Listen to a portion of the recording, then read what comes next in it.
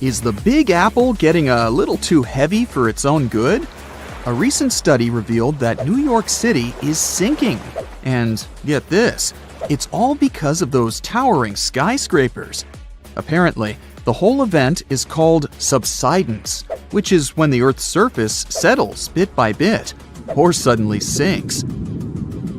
Soft sediments shifting and the weight of the city itself are the culprits behind this sinking sensation.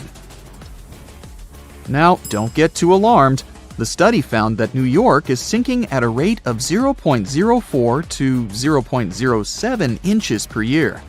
Sure, that doesn't sound like much, but there are parts of the city that are sinking even faster than that. This sinking situation could cause some trouble for the city, especially since it's already pretty low-lying and home to over 8 million people. So it's important that local authorities come up with some strategies to tackle the growing flood risk and rising sea levels. Although, I'm not sure building giant seawalls is the way to go. We might need to get a little more creative than that. Geologists want to make sure we're all aware that building more high-rises near the coast, rivers, or lakes could contribute to future flood risks. So we really need to think twice before we start constructing skyscrapers left and right. In recent studies, scientists calculated the total mass of all the buildings in New York City, over 1 million of them, and it adds up to a whopping 1.68 trillion pounds. Talk about a heavy load. Now, they didn't include the weight of the roads, sidewalks, bridges, and other paved areas, so you can only imagine how much more weight is added to the city. But hey, even with these limitations, the researchers did a pretty good job of accounting for the complex geology beneath New York, including the sand, silt, clay deposits, and good old bedrock. They found out that certain types of soil, like clay and artificial fill, are more prone to subsidence.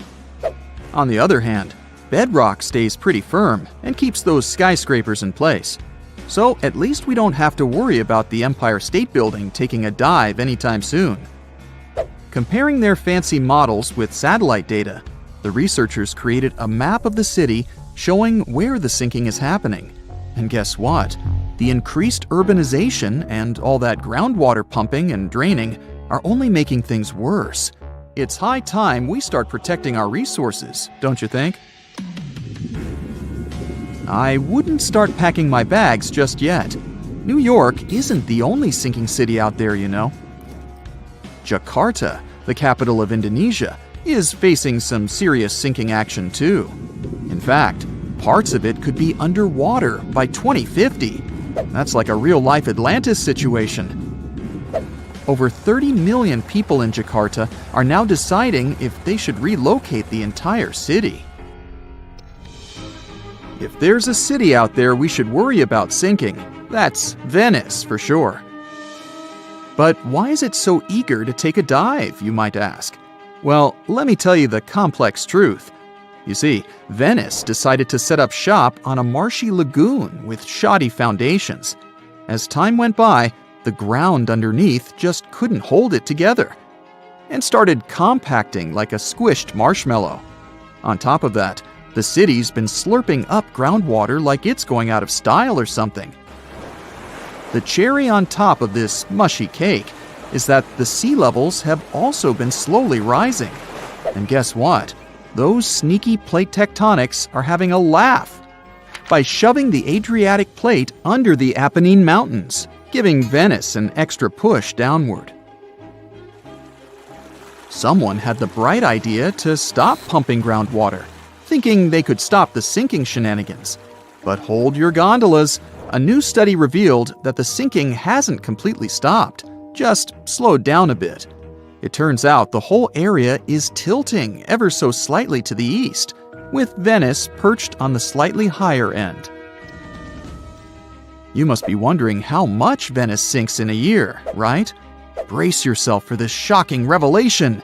It's sinking at a rate of about 0.04 to 0.07 inches a year, similar to New York. At this pace, in the next 20 years, it could sink a whopping 3 inches below sea level. To avoid turning into a Venetian fishbowl, locals are frantically building special barriers to keep the water from crashing into the lagoon. But don't hold your breath, because this project has had more delays than you'd expect. Oh, and have you noticed that charming old-style vibe in Venice? It's not just because they're fans of the vintage look. Those salty waters have been wreaking havoc on the buildings, thanks to the water levels constantly breaching the original damp-proofing. Now the water's cozying up to the masonry, and the ground floors of many apartments are no longer safe enough to live in. Now, when will Venice take a dive into the abyss? It's hard to say for sure. Subsidence and rising sea levels are as slow and unpredictable as a turtle in a marathon. But experts have playfully warned that if things continue as they are, Venice could be doing the backstroke beneath the waves by 2100. Fear not, though. They're doing their best to protect this floating gem of history and culture from becoming a Hollywood disaster flick. So don't cancel that Venice day trip just yet. New Orleans has a peculiar watery situation going on too. You see, this lively place was initially built just a smidge above sea level, and now it's gradually sinking. Back in the day, when an area of the city called the French Quarter was just popping up, folks had to make do with what they had. They scored the best land they could find, but it was only about 10 feet above sea level. And let's not forget, the rest of the city is as flat as a pancake, with the areas around the French Quarter being just a hair lower. Now, even though they knew they were up against some soggy odds, the resourceful New Orleans residents did their best to elevate their houses above the flood-prone land they chose as their home. There's more. The ground beneath New Orleans is as wobbly as a plate of Jell-O. Architects had to keep things short and sweet because they feared the soil couldn't handle the weight of taller structures. They played it safe, sticking to 2 or 2.5 stories. Here's where it gets interesting. The city installed a fancy drainage system in the 1900s, thinking it would solve their water woes. And while it did help with the marshes and all, it inadvertently sucked the life out of the soil. Yep, the ground was left high and dry, without enough sediment and water to keep it steady. As a result, those former marshes sank as if they were in a quicksand competition. By the 1930s, things got even more topsy-turvy. 1/3 of the city was below sea level, and by the time Hurricane Katrina made its grand entrance, that number skyrocketed to around 50%. Oh, and here's the icing on the cake. Sea levels decided to join the party, rising faster than a helium balloon. So now, not only is New Orleans sinking, but the surrounding area is also at various degrees below sea level. So what can we do about all these sinking cities? Well, for instance, we could manage our water consumption a bit better. We can't just keep sucking groundwater out of the earth like there's no tomorrow. We've got to find new ways to quench our urban centers' thirst. Think about it. We could purify surface waters, or even turn salty seawater into a sweet solution. Of course, we'll need a boatload of energy to make it all work. Speaking of great urban water management, let me tell you about a town in Denmark called Nye. These guys have got it all figured out. They collect rainwater and use it to supply their toilets and washing machines. Talk about resourcefulness. Now that's what I call a splash of genius. I'm sure you've seen it, or caught a glimpse of some videos of ships sailing through a weird line of water. In those images, one side is dark blue and clear, and the other side is greenish and silty looking.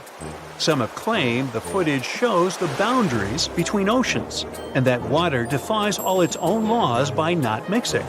Well, it turns out that's not exactly true. Our planet is over 70% covered by water, and out of all of that H2O, 2 of the biggest bodies are the Pacific and Atlantic Oceans.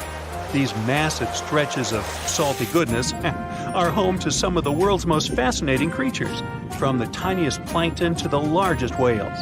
While we may have given these oceans separate names, they are constantly mixing and mingling with each other, regardless of how we choose to draw our maps. It's like a never-ending dance party, with water currents doing the cha-cha between the Pacific and Atlantic. So don't be fooled by those imaginary borders we've drawn on our maps. These oceans are always in motion and connected in more ways than we can imagine. Now, the Pacific Ocean takes the cake for being the largest and deepest ocean on the planet. It's actually deeper than the Grand Canyon.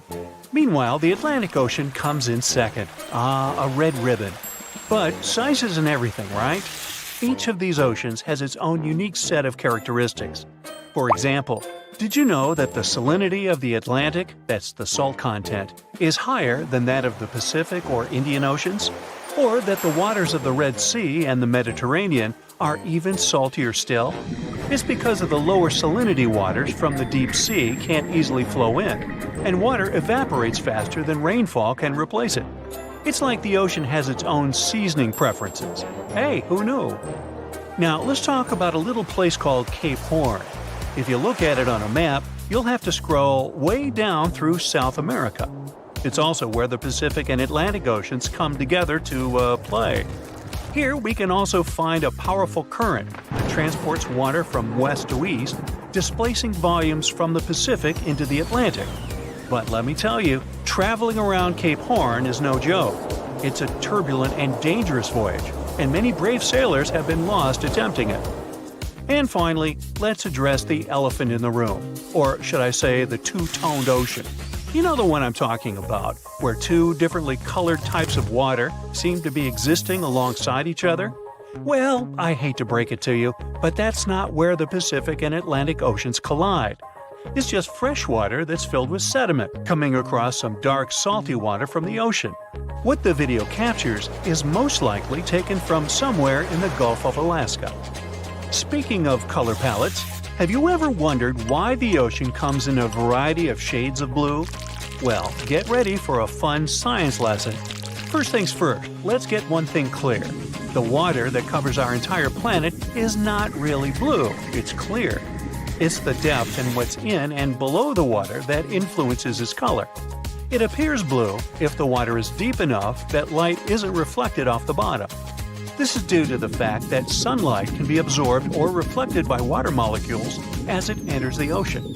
The shorter wavelengths of light are more likely to scatter, giving the ocean its blue color, whereas the longer wavelengths are absorbed close to the surface if there is nothing in the water but, water.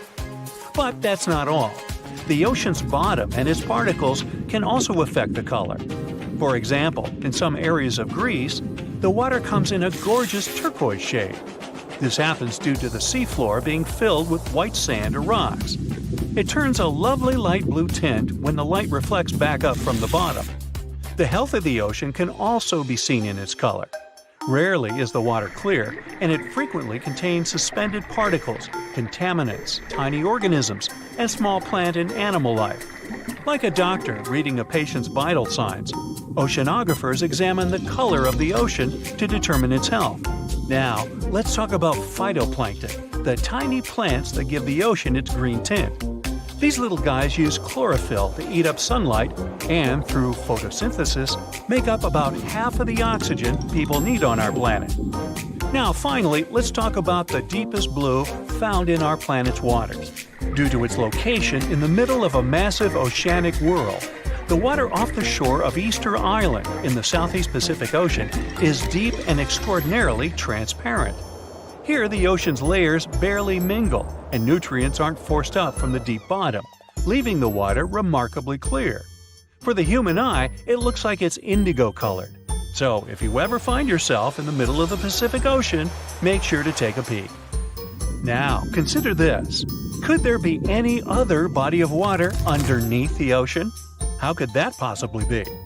It turns out that there's an underwater river making its way near the Australian shores. This undersea phenomenon is made up of sheets of dense water that find their way beside the ocean floor at a leisurely pace of about half a mile a day. That may not sound like much, but get this. It's a whopping 65 feet thick and goes for over 60 miles. Can you imagine riding down that river in a submarine or scuba diving next to it? Talk about a wild adventure. The findings of researchers who first identified this phenomenon were astounding.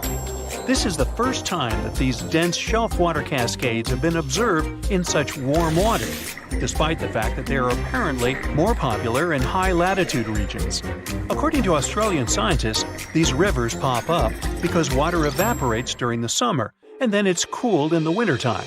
Who would have thought that the cyclical nature of the seasons could produce something so amazing? It's not the only place in the world where these events happen. Researchers have discovered underwater rivers in different countries all over our planet. For example, they found a similar one in the Black Sea, one off the coast of Portugal, and even one in Mexico. But back to the Australian River, because that's where the real excitement is. The researchers used seafaring gliders to uncover this amazing discovery. These self-propelling robots come with special sensors that check the water temperature, salt quantity, plankton productivity, and oxygen levels. They can also make popcorn. Nah, just kidding. They can work underwater without pause for up to 8 months, which is way longer than most humans can stay underwater. And let me tell you, these gliders did not disappoint. Thanks to them, we now know about this incredible underwater river in Australia. The majority of our ocean is still a mystery to us. That's both good and bad news, right? Well, on the bright side, there's much to be excited about in the future. Sure, exploring the universe sounds good, but there's still much to do here. So why not start with the deep blue sea? As for the information scientists don't yet know, don't worry, they're not just sitting around twiddling their thumbs. Through some good old-fashioned exploring, we're learning more and more about the secrets of the sea. As of 2021, we've only mapped about 20% of the seafloor using high-tech sonar systems mounted on ships. Now that's a lot, but when you consider that the U.S. seafloor alone is bigger than all 50 states put together, you can see there's still a long way to go. And let's not forget about all the amazing creatures down there. Scientists think there could be up to 1 million different species in the ocean, with the majority still waiting to be discovered. The Empire State Building's tower was designed to serve as a docking station for dirigibles. At that time, people believed that these airships would become the main means of transportation in the future. The project included gangplanks, check-in and customs offices, and so on. But then the engineers realized that the wind up there was too strong for their plans, and they gave up on their idea. Angel Falls, the largest uninterrupted waterfall on the planet, is more than twice as tall as the Empire State Building. During the dry season, the falling water sometimes evaporates before it reaches the ground. One of the most mysterious sounds ever heard on Earth was the bloop. It occurred in 1997 and resembled the noise of marine animals, but the volume was too great for a sound produced by a living creature. The bloop continued for 1 minute. It started from a low rumble and then rose in frequency. Antarctica might just look like a giant field of ice, but there's actually a huge continent underneath. That means that it has volcanoes, mountains, and valleys, like any other continent. Scientists have recently discovered that the Antarctic landmass has the lowest point on the planet, as well as huge mountain ranges. If any of the numerous volcanoes were to erupt, it would melt a huge part of the surface ice and increase the spill of ice into the ocean. The sea level would rise and flood coastal areas around the world. The ocean waters would also be disrupted, putting marine life at risk, though all of these volcanoes are dormant at the moment. Each day on the South Pole lasts 6 months on this continent. The South Pole only has a single sunset and sunrise across an entire year. Early Earth might have been purple, not green. There's a theory that ancient microbes used molecules rather than chlorophyll to absorb sunlight. These molecules likely gave living organisms a violet tint. During the Stone Age, the entire population of Central Europe was around 1,500 people, which means they would all fit on a mid-sized cruise liner these days. Astronomers have figured out that the Milky Way weighs around 1.5 trillion solar masses, and one solar mass is the mass of our Sun. A tiny part of this white is a supermassive black hole at the center of the galaxy and 200 billion stars. The rest is dark matter, mysterious and invisible. If all sheets of Arctic ice and glaciers melted at the same time, the sea level would rise for the height of a 26-story building. Under black or UV light, ripening bananas look bright blue. That's because of the chlorophyll that's breaking down when the fruit is ripening. Because of tectonic plate movements, the Pacific Ocean shrinks every year, and the Atlantic Ocean gets bigger by the same amount. These days, there are only 2 ice sheets in the world left after the planet's last ice age. The first is the Greenland ice sheet. The second, the Antarctic ice sheet, is enormous. It's the size of Mexico and the continental US combined. Tsunami waves often go unnoticed. They don't rise for more than several inches above the surface until they reach shallow waters. When the ocean is deep, though, they can travel as fast as a long-distance passenger airplane. Corals that live in shallow waters produce their own protection from the sun. Without it, sunlight would harm the algae living inside them. To protect these algae, which are the main source of food for the corals, they fluoresce. This process makes proteins that act as sunscreen. Almost 90% of the volcanic activity on Earth happens in the oceans. The South Pacific has the largest concentration of volcanoes people know about. There's one volcano cluster that has 1,133 volcanic cones. All of them are active and cooped up in an area the size of New York State. The Jomsborg Canyon in the middle of the Bering Sea is the largest underwater canyon ever discovered. There are more treasures and artifacts at the bottom of the ocean than in all museums in the world combined. In 1900, one of the biggest hurricanes struck near Central America and in the Gulf of Mexico. It then went as far as Florida and Texas and is considered to be the most devastating hurricane in the United States history. They first detected it on August 27th, and it lasted for many days. By the time it reached the Texas coast, the storm had turned into a Category 4 hurricane. Hurricanes are categorized on wind speed and intensity using something called a Saffir-Simpson scale. There are 5 different categories from 1 to 5, with 1 being the weakest and 5 being the strongest. The people of Galveston had less than 4 days to prepare for the arriving storm that even stretched out to Oklahoma and Kansas. The Great Hurricane then made its way to the Great Plains and turned towards the Great Lakes, New England, and reached southeastern Canada. The storm was so bad that more than 3,600 homes were damaged, even though they were sturdy enough to withstand the storm. Given the population numbers back then, it was equivalent to hundreds of thousands of houses destroyed, if not millions. Spotted Lake, Canada. They call it the most magical spot in Canada. In winter and spring, this is just a regular lake that looks like any other, but try going there in the summer when the water starts to evaporate.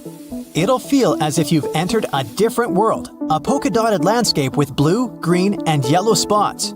Over the summer, there are over 300 pools there, and they all look magical.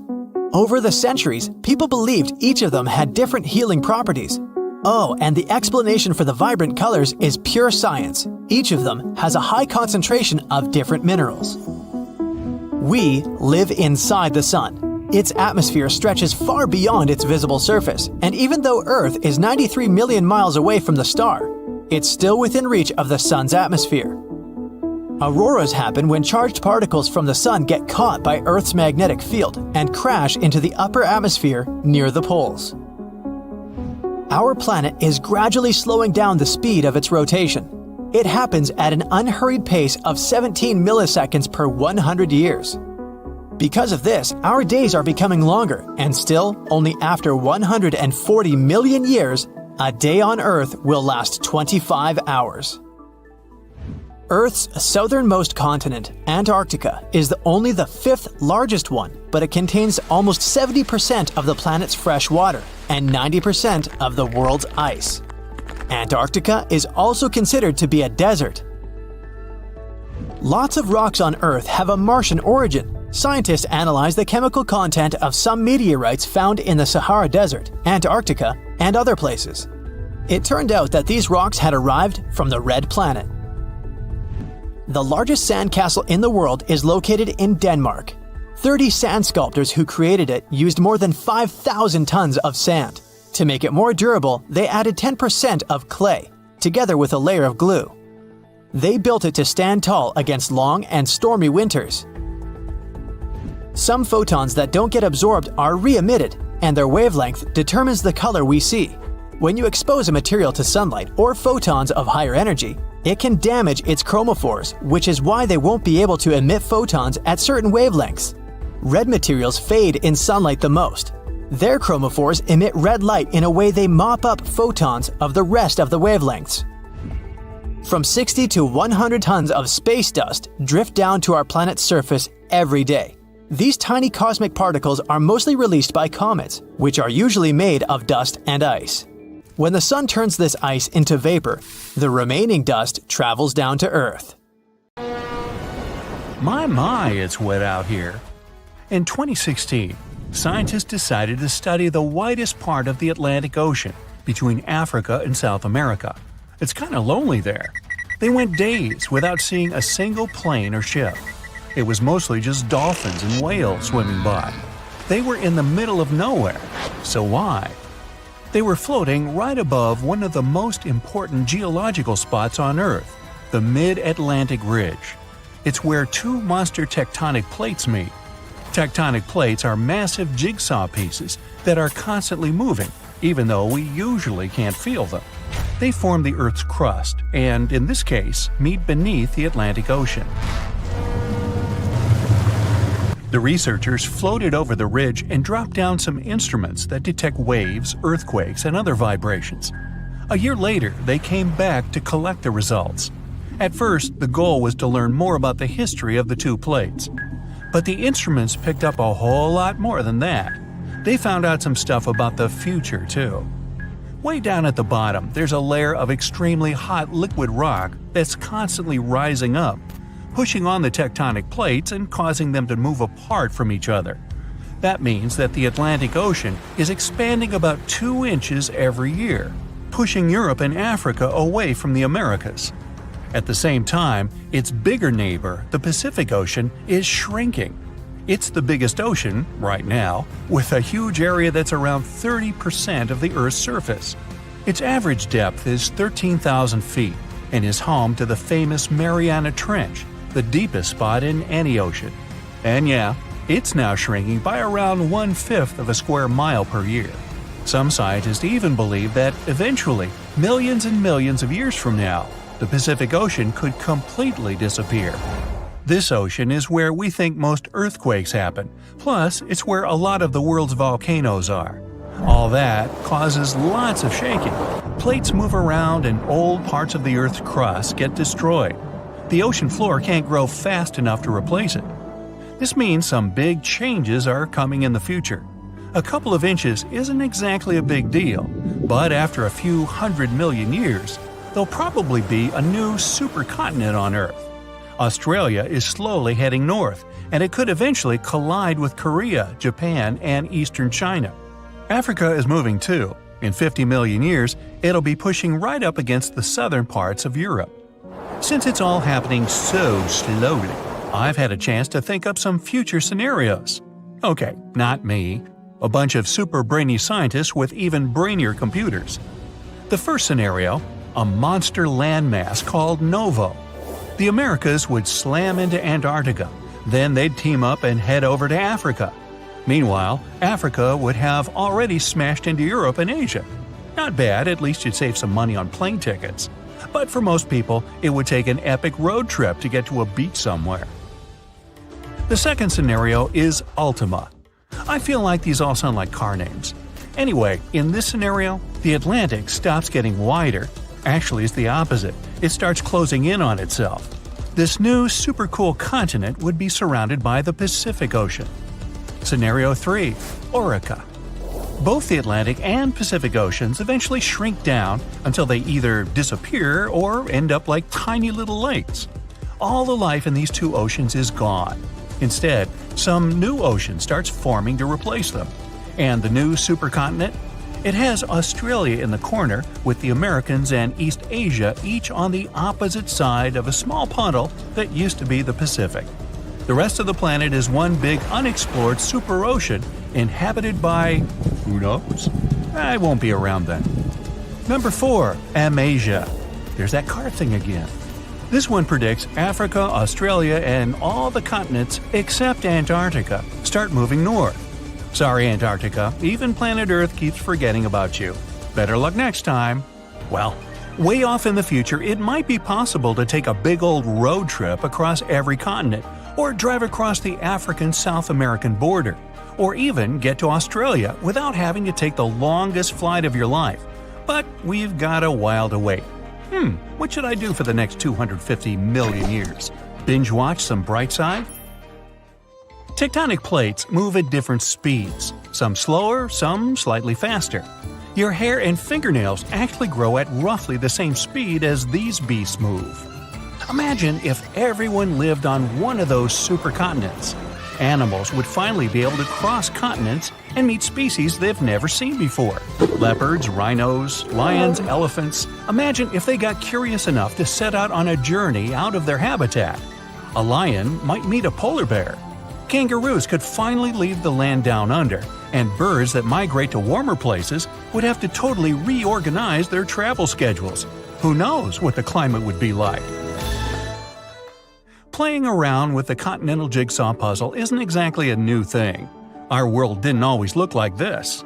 300 million years ago, our planet didn't have 7 continents. It had only one, a supercontinent called Pangaea. Pangaea was surrounded by only one ocean. Over time, it slowly started falling apart. At one point, South America, Antarctica, Australia, and Africa were one unit, and North America and Eurasia were another. Over time, these continents also splintered off, each heading in its own direction. Scientists have discovered many similar plants and animal fossils on continents that are separated by huge oceans.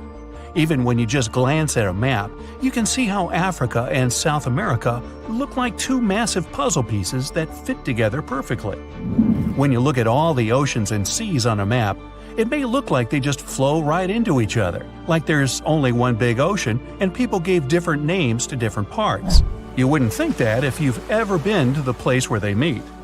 The Atlantic and Pacific have a strict border that looks like an invisible wall separating two completely different worlds. You can clearly see different colors and waters, and they don't mix. Of course, there's no wall or any actual physical border, but not all water's the same.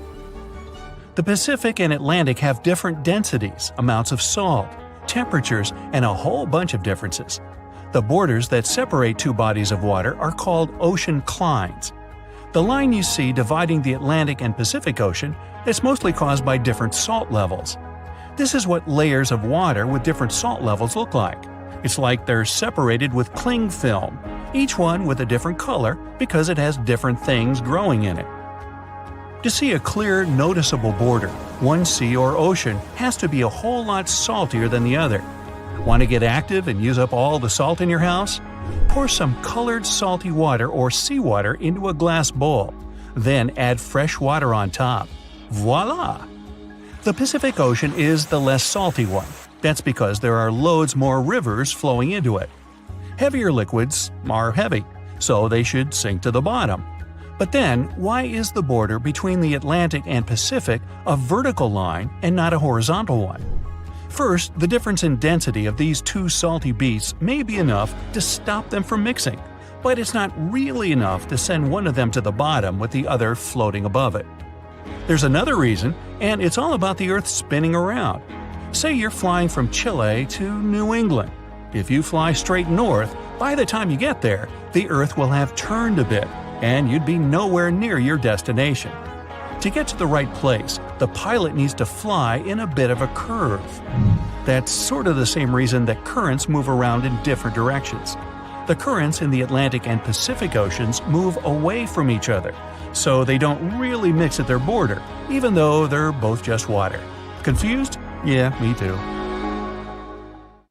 It has recently become a popular location for many tourists looking for the perfect place to get away from it all. If you're lucky enough to catch a sunny day here, it's like no other, I can assure you. Chances are, you'll end up having loads of foggy days, but let's be honest, they have a special allure of their own. This enchanting smile-shaped island is called Sable Island. It's located 190 miles from mainland Nova Scotia. It wasn't accessible to the general public until 2013. That's when it was added to the list of national parks of Canada. You can get here either by plane or by water. But what's so enchanting about this place anyway? There must be something since the yearly tourist count is growing every year. Firstly, there's a spectacular number of wild horses here. There are between 200 and 500 horses roaming free all over the island. There's also a large population of gray seals. The place is also the only breeding location of a rare bird species called the Ipswich sparrow. If you're already considering a trip here, there are some things you need to know first. Remember that fog I mentioned earlier? Well, it turns out that Sable Island is the foggiest place in the Canadian Maritimes. I'm talking about approximately 127 foggy days each year. During such days, Sable Island literally disappears underneath a thick layer of fog. You won't be able to explore the place on your own either. The local regulations state that visitors need to travel within a group, and they also need to keep a 197-foot distance from the wildlife they can encounter here. As charming as this place may be, it holds a dark secret hidden beneath the sandy dunes, and it has nothing to do with beautiful creatures living here or the island's unique vegetation. Apart from being known from its horses and seals, Sable Island is infamous for an overwhelming number of shipwrecks. Over the years, about 350 ships have ended their lives here, on these sandbars. When survivors described their experiences, they usually mentioned harsh weather conditions near this mysterious island. The island also made its way into literature when it was described in a book called The Perfect Storm, which was written by Sebastian Junger and published in 1997. The book was so successful that it was later adapted for the big screen in 2000, with George Clooney playing the leading role. The first recorded shipwreck near Sable Island dates back to 1583. The boat was named the HMS Delight and was under the command of British adventurer and explorer Sir Humphrey Gilbert. Only 17 people managed to survive the catastrophe by escaping in a small boat. Records mention that they spent 7 days at sea before reaching the shores of Newfoundland. In 1884, another vessel named the Nicosia struggled in the thick fog as well. The ship was completely destroyed, but fortunately, all 18 crew members managed to survive. The captain's son was almost lost at sea when a lifeboat capsized when he was climbing into it. He somehow managed to stay underneath the lifeboat, which was completely submerged. When this lifeboat righted, he eventually emerged from the water and was rescued for the second time. The years between 1947 and 1999 were relatively quiet on the island. In 1999, though, a yacht called the Merrimack ran aground near the shore of the island at about 2 a.m. on July 27th. The 40-foot fiberglass boat had a crew of only 3 people. Natural gas exploration workers, who were luckily not far away, rescued them. The crew managed to fly safely to Halifax the next day. The owner of the Merrimack tried to recover his boat by hiring local fishermen. Unfortunately, this operation was unsuccessful, since only the fittings of the yacht were eventually saved. It took no more than 6 weeks for the sand and waves to crush and completely break up the hull of the Merrimack. So what is it about this place that's so dangerous for boats? Does it have anything to do with the weather? Or maybe there's other forces at play? The explanation turns out to be a bit more complex, and it wasn't easy to figure out, at least not way back in the 1500s. First of all, the island is located close to one of the world's richest fishing grounds. Since it's also near one of the major shipping routes between Europe and North America, hundreds of vessels sail past it each year. The likelihood of shipwreck increases when there are so many boats roaming around the area. Sable Island is also in the way of most of the storms that move up the Atlantic coast of North America. It's no surprise that boats often get hurtled straight onto the shores of this island. The weather has a lot to do with it too. During the summer season, the warm air from the Gulf Stream creates a dense fog as it merges with the cool air by the Labrador Current that passes by the island. Other currents don't help the matter. Sable Island is next to the meeting point of three major ocean currents: the Gulf Stream, the Labrador Current, and the Belle Isle Current. Since the 1950s, radars and other modern navigation tools have been used on commercial vessels as well. Up until then, the sextant was the main instrument used to figure out a ship's location. It doesn't mean that sextants weren't accurate, but this instrument couldn't work properly without a clear view of the sun or stars, which means it didn't help much in dense fog, such as the one surrounding Sable Island, or when it was cloudy. Often during bad weather, the captain of a ship navigated, relying on their experiences and intuition based on the ship's speed and direction.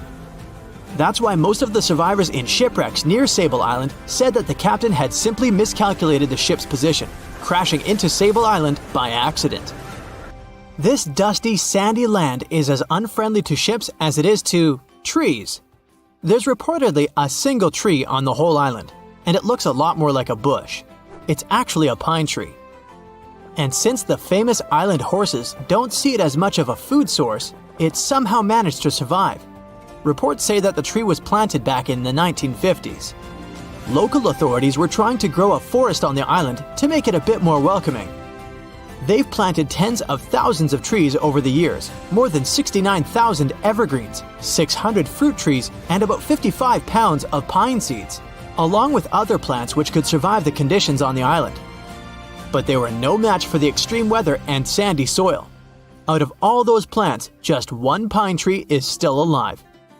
Thanks to its resistance, it has even become a symbol of Sable Island. Interestingly, for around 40 years, the island also had just one inhabitant. Can you imagine that? One person living on a remote island for so many decades? It's the story of a woman called Zoe Lucas. She chose to surround herself with the only residents on the island: the horses, the gray seals, and the many species of birds. An esteemed naturalist, she mentioned in an interview she gave back in 2017 that she was used to living on the island and that she never got lonely. To survive here, she had to put together an essentials kit. It included a notebook to take notes and a pair of binoculars to study the wildlife. You can safely assume she wasn't scared of the intimidating surroundings, since she decided to eventually call this place home. At first, Zoe wanted to set up camp on one end of the island, near some abandoned buildings. But eventually, she settled in a wooden house near a bunch of sand dunes. A Canadian institution called the Meteorological Service of Canada put together the simple construction back in the 1940s. Parks Canada operates the building these days. Zoe's work included gathering as much data on the local horse population as possible. It could help scientists better understand how they managed to adapt to the unfriendly environment. She also helped gather the debris that made it to the shore to help track pollution levels. Among all the rubbish that she collected, there was a refrigerator and a crate full of fresh peppers. Some other specialists eventually started working rotating shifts on Sable Island to offer the brave woman a little bit of company now and then. At the beginning of the 20th century, somewhere off the coast of West Africa, a German steamship was leaving the port.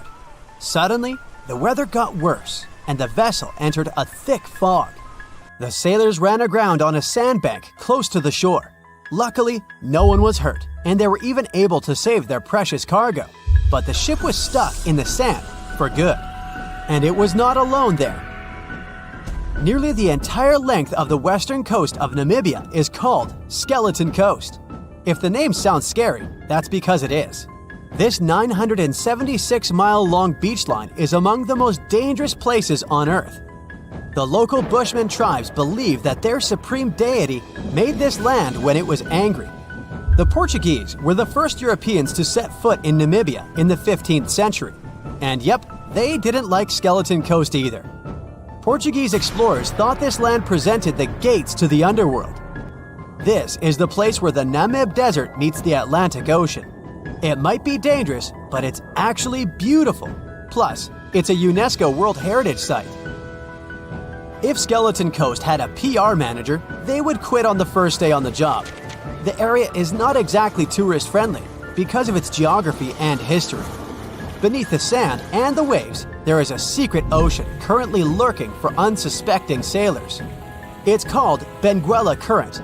It flows towards the north along the coast of southern Africa. This part of the Atlantic is rich in marine life, but the current's land neighbor isn't that happy with the deal. This arid climate created the Namib Desert, one of the driest regions on Earth. And that marine life I just mentioned? It's sharks. 11 species of them to be exact. And yes, the great white decides to pop by once in a while. So far, we've got a desert landscape, strong currents, and sharks. Not a place for a beachside resort, definitely. But if someone ends up on Skeleton Coast, will they know they're in danger? Don't worry, they will. The beach is littered with wrecks of all sizes and shapes. If you remember that German ship I mentioned in the very beginning, its massive and rusted stern is now sticking out from the desert sand. There are some 500 wrecks in total scattered along the coast, and it's a mixed crowd, from Portuguese galleons centuries old to ships that ran ashore here in the 21st century. A modern fishing ship called Zela India managed to slip from its tow rope in 2008 and ended up on Skeleton Coast. Okay, it didn't escape on its own, it had some help from the elements, but it's better to be a tourist attraction on a beach than to be broken up for scrap. That's where the trawler was originally going, poor thing. Skeleton Coast's most famous inhabitant, to call it such a place, is the wreck of the Dunedin Star. The British cargo liner ran aground here in 1942. The massive rescue operation that followed reveals why it's so dangerous for sailors to end up here. The rescuers managed to save all of the crew and passengers, but at a heavy price. An aircraft and a tugboat were lost in the process. It took the last of the rescuers a full 2 months to return home to Cape Town. Why, you might wonder? One look at the map of the region reveals the reason. It's an endless sea of yellow, which is the sand. There are so few roads here, so Skeleton Coast is hard to reach by land. There are also legal obstacles. You need a special permit to drive into the area.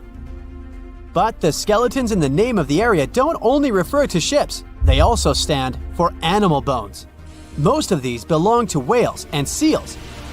Many animals have adapted to the area, so lions and hyenas roam the coastline in search of a meal. Yeah, now there are hungry lions as well, as if those sharks weren't enough. Other animals with a temporary residence on Skeleton Coast include elephants, cheetahs, leopards, and giraffes. In 1971, the Namibian authorities established a national park here, but except for surfers, after an adrenaline rush, they don't get many visitors. You can understand why. The Namib Desert is the oldest desert in the world, and it's not very tourist-friendly either. Those who travel to the region should pack sunscreen and a warm winter jacket. A weird combo, right? Well, not so much when you think that during the day, temperatures soar over 110 degrees Fahrenheit. At night, the air temperature drops below freezing. What a climate roller coaster! And that's not the final danger. Yep, there's more.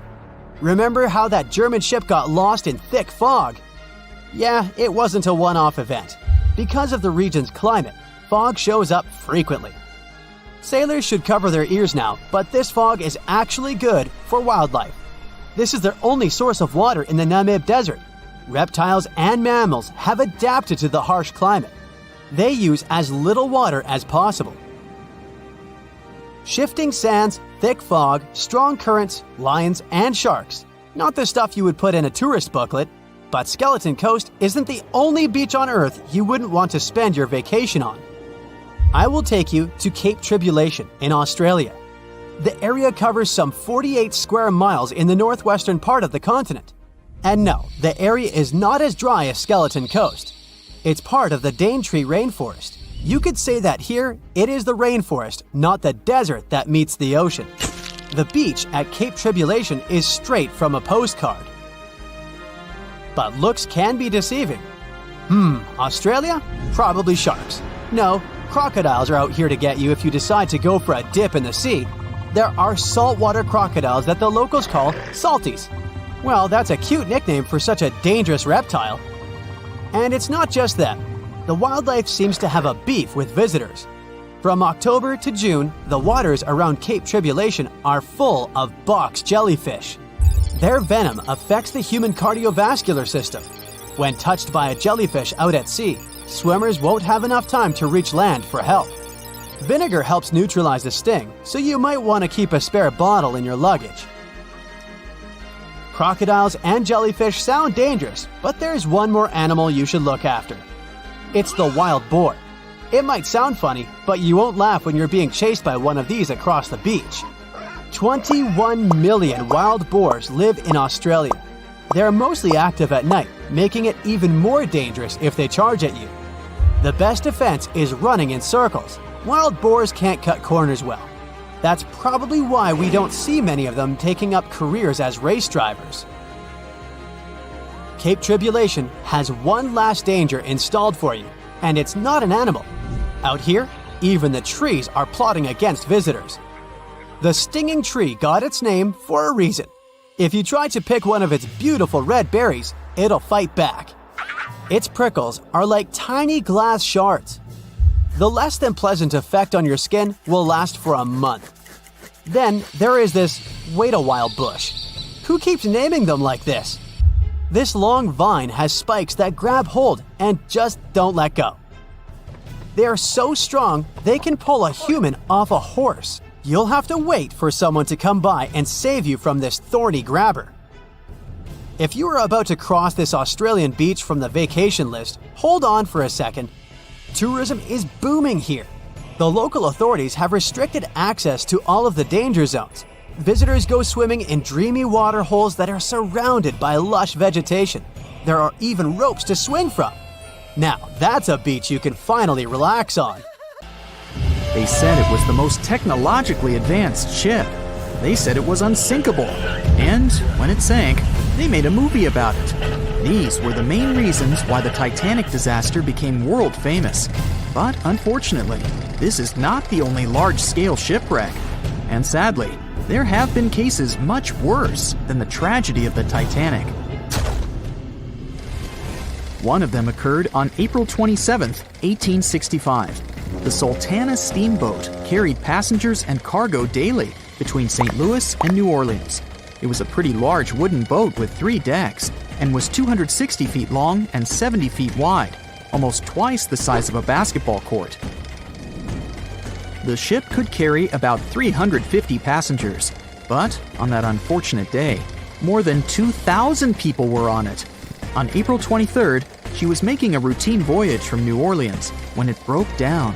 Something was wrong with the boiler, so the vessel docked in Vicksburg for repairs. At the port, the ship's captain, James Cass Mason, found out about an excellent opportunity to earn a lot of money. All he needed to do was to transfer a large group of former prisoners to the north.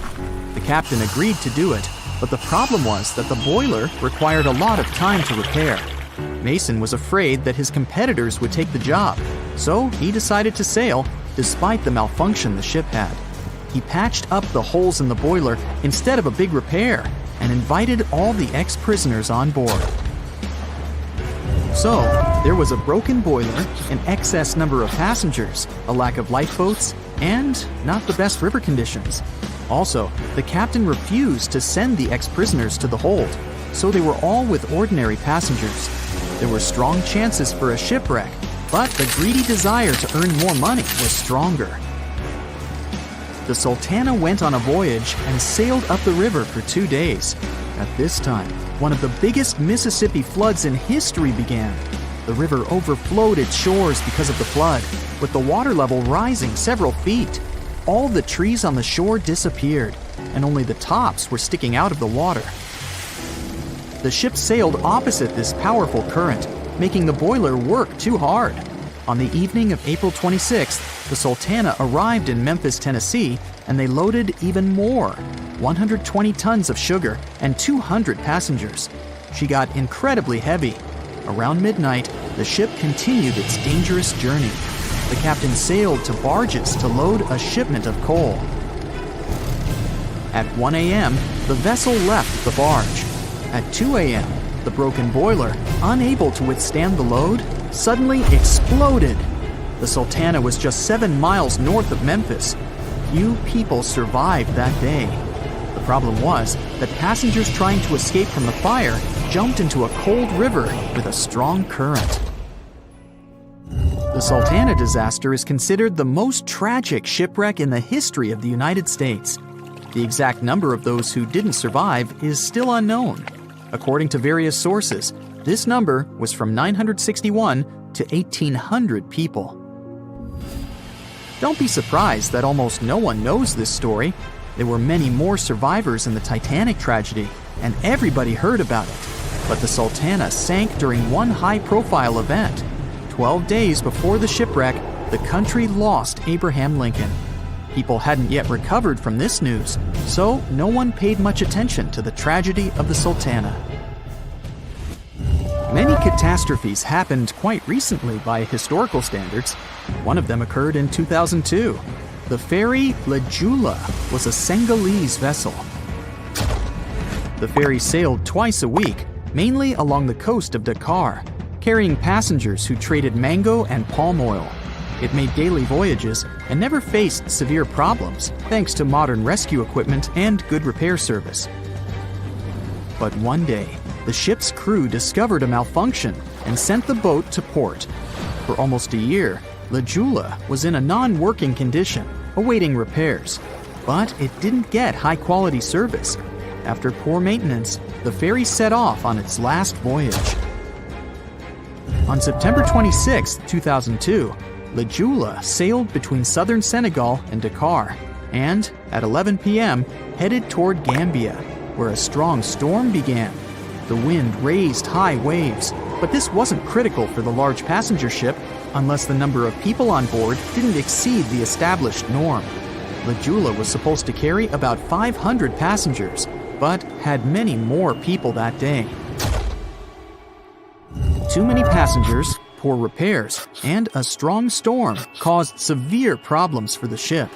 But the main factor in the shipwreck was that La Jula was only built for sailing in coastal waters, but that day, it sailed far from the shore. Big waves started rocking the boat, and at some point, it just turned upside down.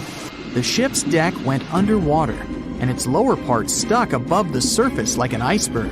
All the passengers sitting in cabins fell on the ceiling and lost their orientation in space. There were no holes or damage in the ship's hull, and water flooded the lower decks for a long time. The vessel stood in a twisted position for several hours. Then, the boat began to sink when the water seeped through the deck and hold. The ocean was warm, but no one came to save the passengers. People had to wait almost 4 days to be rescued. Unfortunately, only a few managed to survive. The Philippines is a very dangerous area for ships. This place consists of several thousand islands and a vast area with shallow water. Ships can run aground and damage the hull with reefs and pitfalls. On September 20th, 1987, one of the most terrible disasters in navigation history occurred there. A Philippine passenger ferry called Dona Paz left one of the islands and sailed toward Manila. The sun was shining, the ocean was calm, and the visibility was good. But for some reason, the crew members didn't notice how the tanker Vector was approaching them. The two ships collided at low speed. The collision wasn't strong, but the problem was that the Vector had tons of oil on board, and the Dona Paz crashed into the cargo hold where that oil was stored. So it spilled all over the ocean, and then a spark slipped through. Not only did the two ships catch fire, but also filled with water. Both ships sank in a matter of seconds. Only a few dozen people survived that disaster. On September 27, 1854, the passenger ship Arctic sailed from Liverpool to New York. The fog came rolling down, and visibility got really bad. Another boat appeared out of the thick white haze, the French steamer Vesta. The ships were close enough to each other that a collision was inevitable. The French vessel was smaller, so it seemed to the Arctic's captain that Vesta had received a lot of damage. And while he was staring at the other ship, his boat got quickly filled with water. The captain gave the order to sail to the shore as fast as possible, but the ship's engines stopped working because of the flood. Then the ship's crew started to lower lifeboats with women and kids. Still, when rescuers found lifeboats with people, it turned out that only 87 out of 400 people survived, 65 crew members and 22 passengers. Surprisingly, there were only grown men among them. The ship's captain survived by clinging to the wreckage. All newspapers wrote about this story as one of the most terrible and shameful tragedies in navigation history. The survivors were criticized because they didn't save women and kids, and the crew members were accused of violating the law, since the safety of passengers should be higher than the safety of sailors. But despite this, none of them were brought to responsibility. Unfortunately, shipwrecks still occur to this day, but fortunately, there are fewer of them than before, thanks to modern navigation systems and radar. But no technology can guarantee there won't be a super strong storm or any other emergency that no one can foresee. Strange things occur in the cold waters of Antarctica. One of these things happened to a ship called Jenny. It was a small schooner whose history began in 1822. The boat and its crew set sail and disappeared a year later. For 18 years, the ship was considered sunk. People forgot about it, but in 1840, the vessel reminded the world of itself. That year, the whaling ship Hope sailed through the Drake Channel in Antarctica. The crew members noticed a ship among icebergs. It was the schooner Jenny. It was floating slowly in the dark, with no signs of life. The captain of the Hope, Mr. Brighton, gave the order to approach the mysterious vessel. They thought it was some creepy ghost ship, but as they came closer, they noticed crew members on the deck. The sailors of the Hope called out to them, but received no answer. This time, it became clear that something terrible had happened to the Jenny. When Brighton boarded, he realized that the Jenny crew members weren't missing. They were here. Frozen people stood like statues. Brighton went down to the lower deck and found the captain. He was sitting frozen at the table, holding a pen. Brighton looked at the logbook. The last record was made on May 4th, 1823. The captain wrote that he was the only living member of the crew. They spent 71 days without food. It seemed that the ship got lost in the sea because its captain went off course or sailed into an iceberg, but no one knew for sure. After that, nobody ever saw the Jenny again. According to rumors, the crew of the Hope abandoned the frozen ship and left it to drift in the cold waters. According to other rumors, this whole story is fiction. The story of the Jenny was described in a German magazine in the middle of the 19th century. Still, there was no further evidence of the ship's existence. Already in our time, Cambridge University decided to explore the case of the Jenny. The researchers discovered that one of the crew members of the Hope, who didn't disclose his name, told someone the legend of the frozen ship. Someone shared the story with another guy, and it was published in a German magazine called Globus. And that's all. There was no other evidence. One of the most famous ghost ships was the Mary Celeste, and there's no doubt about its existence. The history of this vessel was documented in court. People wrote about it in newspapers, but the most exciting thing is that the ship continued to be used even after 10 people disappeared from its deck. The history of the Mary Celeste began in Canada in 1861. When it was first built, the ship was called the Amazon. It changed captains several times, and it also hit some rocks. The boat was sold, bought, then sold again, repaired, and sailed under the name Mary Celeste. In 1872, it had a new captain, Benjamin Briggs. He was a decent, brave man with a lot of experience in navigation. He had a beloved wife, a daughter, and a son. When he went on his last voyage, he took his wife and daughter with him, and his son stayed in America. In November of 1872, the Mary Celeste sailed from the port in New York with 10 people on board and disappeared. 8 days later, another ship, the Dei Gratia, also left New York and followed the same route. Dei Gratia's captain, David Morehouse, noticed the Mary Celeste and immediately realized something was wrong. The ship was moving too freely, as if no one was controlling it. The captain tried to contact the crew members, but no one answered him. Then, together with other sailors, he climbed aboard the Mary Celeste.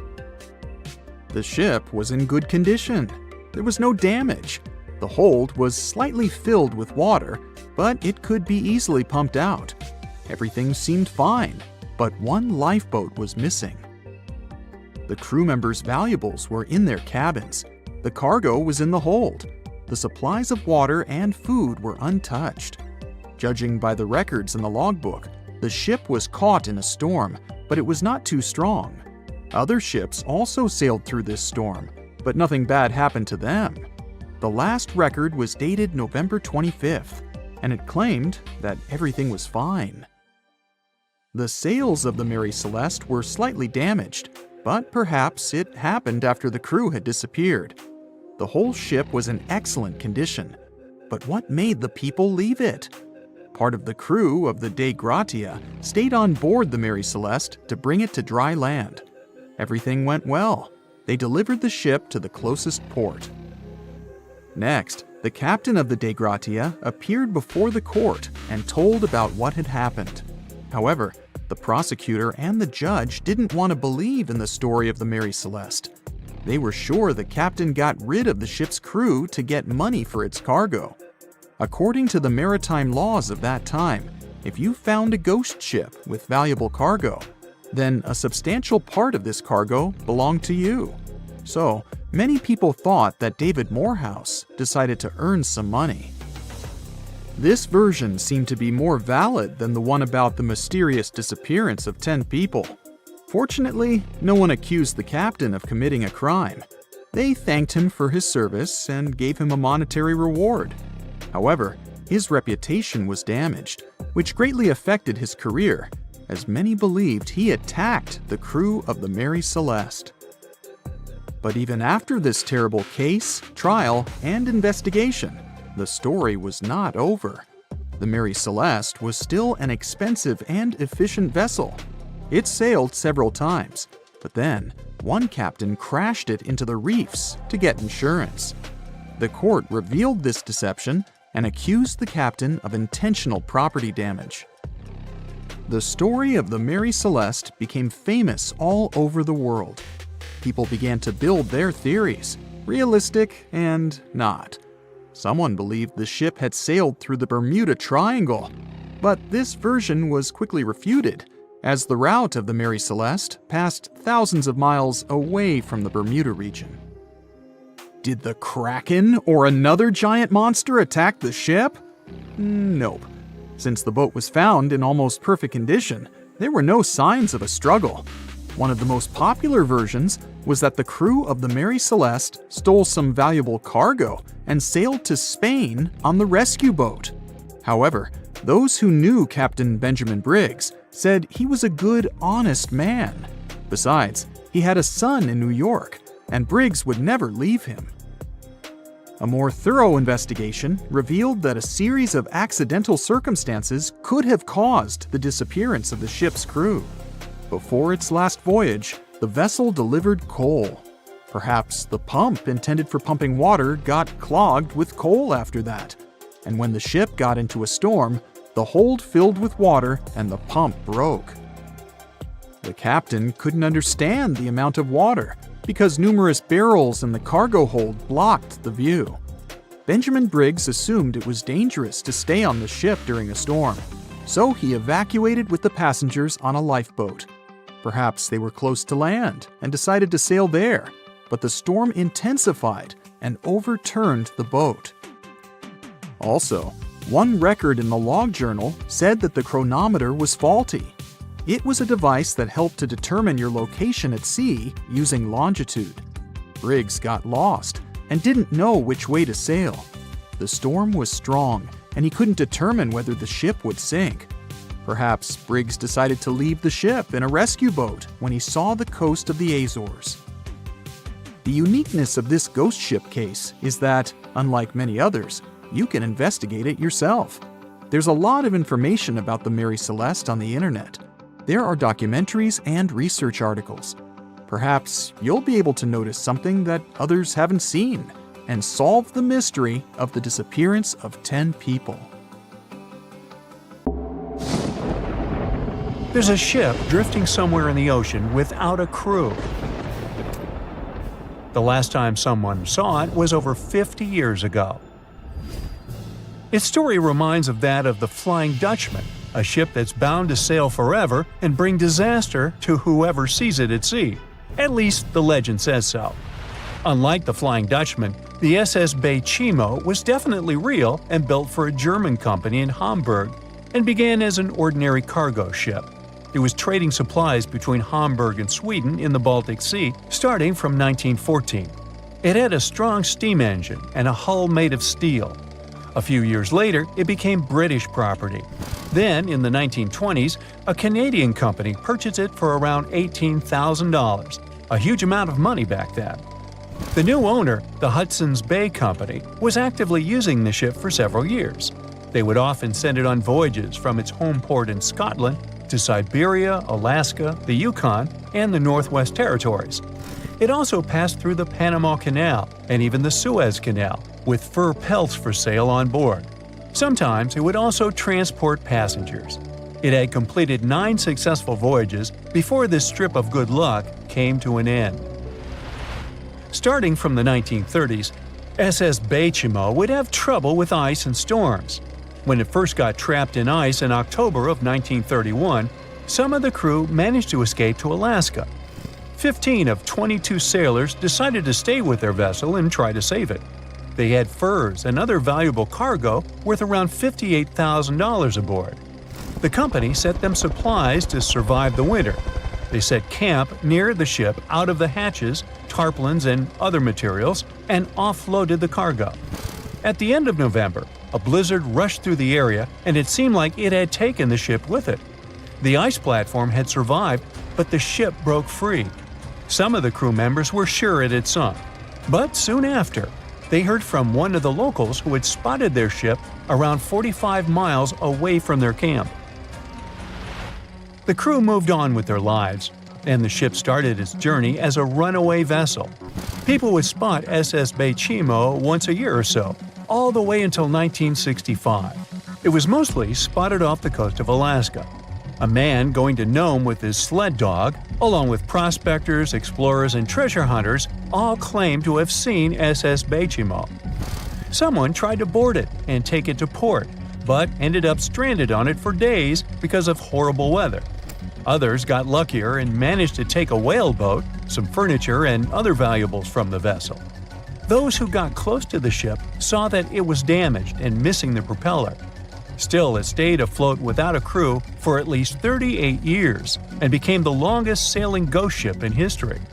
In 2006, the Alaskan authorities started a project to solve the mystery of this ghost ship of the Arctic and finally find SS Bachimo, either still above or below the water. So far, the project has not been a success. SS Bachimo remains one of the estimated 4,000 ships that have disappeared off Alaskan shores. If the legend of the 17th century isn't lying, this ghost ship could be sailing somewhere along the Flying Dutchman. It belonged to the Dutch East India Company. Its captain managed to do the impossible for that time and sailed from Holland to Indonesia in only 3 months. They said he was flying over the sea, and some evil tongues explained that he had made a deal with evil forces to achieve that. Once the ship was sailing back home, its captain and crew disappeared without a trace. There are many versions of what happened to it. One of the first ones said it had tried to enter port at the Cape of Good Hope, got in a terrible storm, and sank as there was no captain to save it. Another legend says the captain had refused to obey the skies to let the ship sink during the storm. A scary life form then struck the boat and the crew, and it was condemned to forever wander without rest. Many sailors claim to have spotted the Wandering Dutchman. The Duke of York, who was to become King of England, mentioned having seen it in Australian waters. Right after spotting the ship, the man who saw it first fell from the top of the mast and didn't survive. There were more encounters with this legendary ship up to the middle of the 20th century. Ships would nearly collide with it as the Flying Dutchman jumped out of the blue. Scientists have a more logical explanation for this mystery: Fata Morgana, not to be confused with Hakuna Matata. Now, when you're out at sea on a hot day and the air is all wavy, it feels like when you look at the road on a scorching summer day. That's because of something called atmospheric refraction. When light passes through different layers of air with different temperatures and densities, it bends and twists. Sometimes, under certain conditions, this bending of light can create really bizarre optical illusions over the ocean, like sightings of the Flying Dutchman. The Fata Morgana phenomenon can make distant objects appear distorted, stretched, or even lifted above the horizon. So you can see a ship far away, but because of the way the light is bending, it will look like it's floating above the water or even disappearing and reappearing. A Fata Morgana is most commonly seen in polar regions, especially over large sheets of ice that have a uniform low temperature. But you can see it anywhere, even in deserts and over lakes on hot days. The first stories about ghost ships go all the way back to ancient Greek and Roman mythology. One of the most famous ghost ships in history is the Mary Celeste. This brigantine was traveling from New York City to Genoa and was fully stocked with provisions, but missing a crew when it was discovered in the Atlantic Ocean in 1872. The crew's personal belongings were also there, completely undisturbed. The final entry in their log was made 10 days earlier. We still don't know what happened to its crew, and the ship has inspired many spooky stories and legends. The Lady Lovibond was another legendary schooner that is believed to have been wrecked off the coast of Kent in the middle of the 18th century. The story tells that the ship's captain, Simon Reed, had just got married and took his bride on board for a celebratory cruise, despite the superstition that it could bring bad luck. They were on their way to Portugal when the first mate, who is also in love with the captain's new wife, went mad because of jealousy, attacked another crew member, and then took over the wheel and steered the ship straight into the dreaded Goodwin Sands. No one aboard survived, and the schooner is said to reappear as a ghost vessel every 50 years. In present times, many vessels become abandoned and turned into ghost ships intentionally. There are thousands of them floating in U.S. rivers, lakes, channels, and coastal waters. Some people lose their boats in storms and other extreme weather. Others have to abandon their boats because maintaining them can cost 10% of the boat's price. Plus, docking a vessel can add up to several $1,000s every year. Most boats have been made of fiberglass, so an owner can't just recycle them as scrap metal.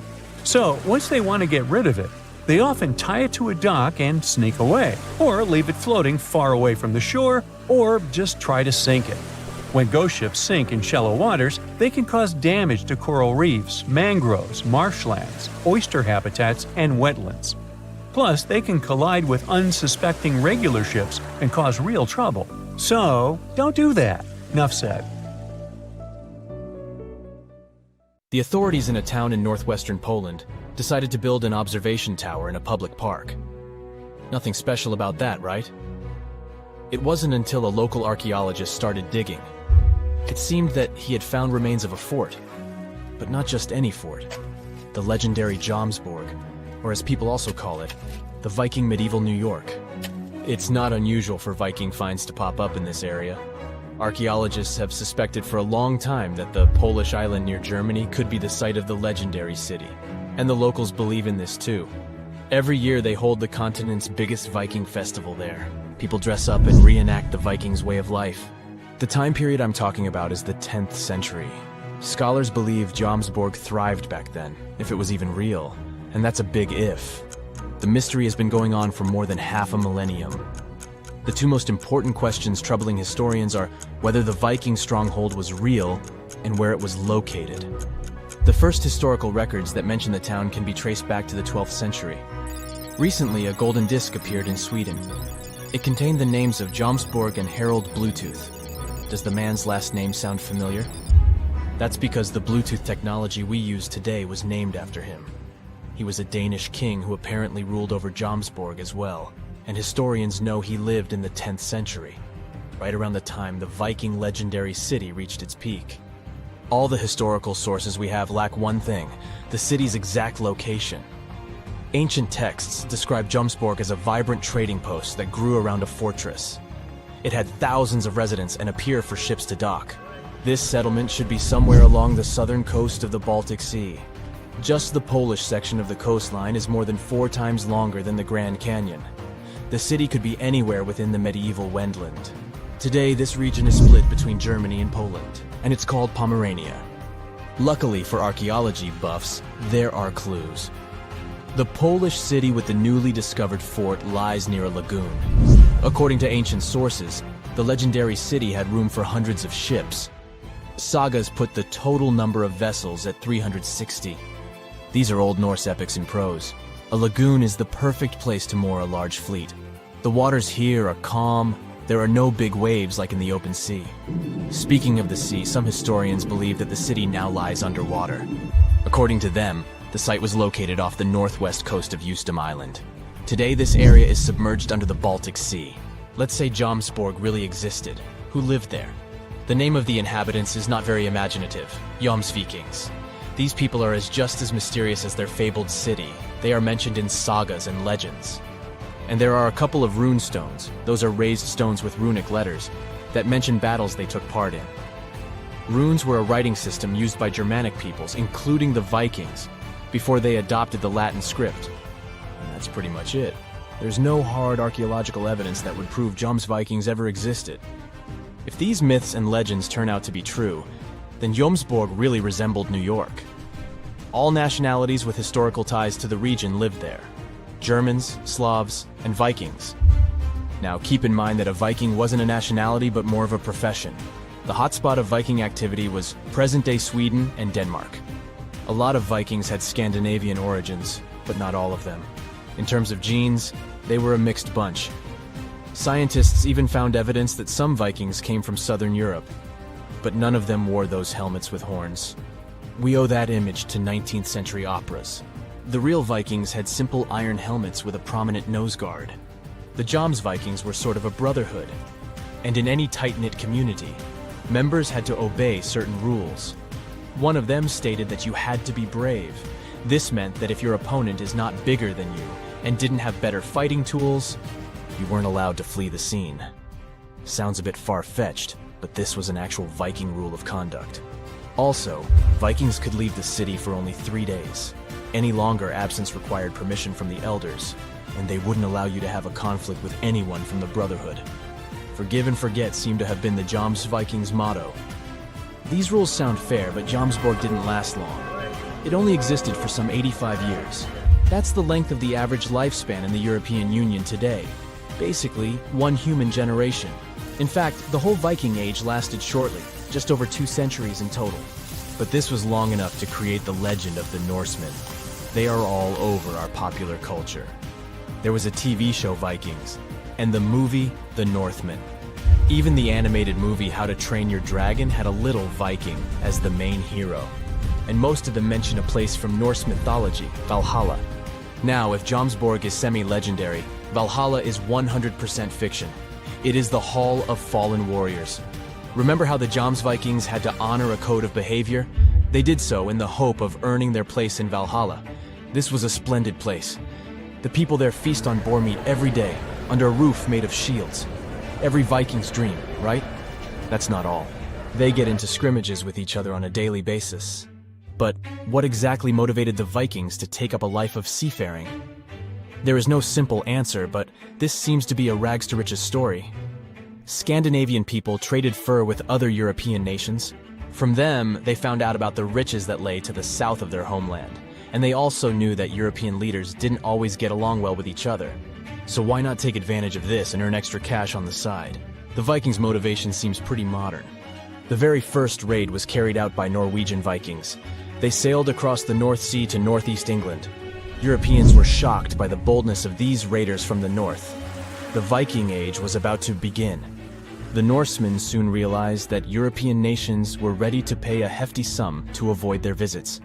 At the beginning of the 11th century, the English paid the Vikings more than $300,000 in today's money to leave them alone. There was even a special word for this tax. The influx of all this wealth made the Vikings' appetite only grow bigger. But this was all about to change in 1066, possibly the most important date in English history. That year, the last great Viking king went to England. However, he couldn't find victory at Stamford Bridge. Yes, the place where the Chelsea Football Club plays its matches today. After the Norwegian king lost, the number of raids decreased. The Europeans were better equipped to defend themselves. The Viking Age slowly came to an end.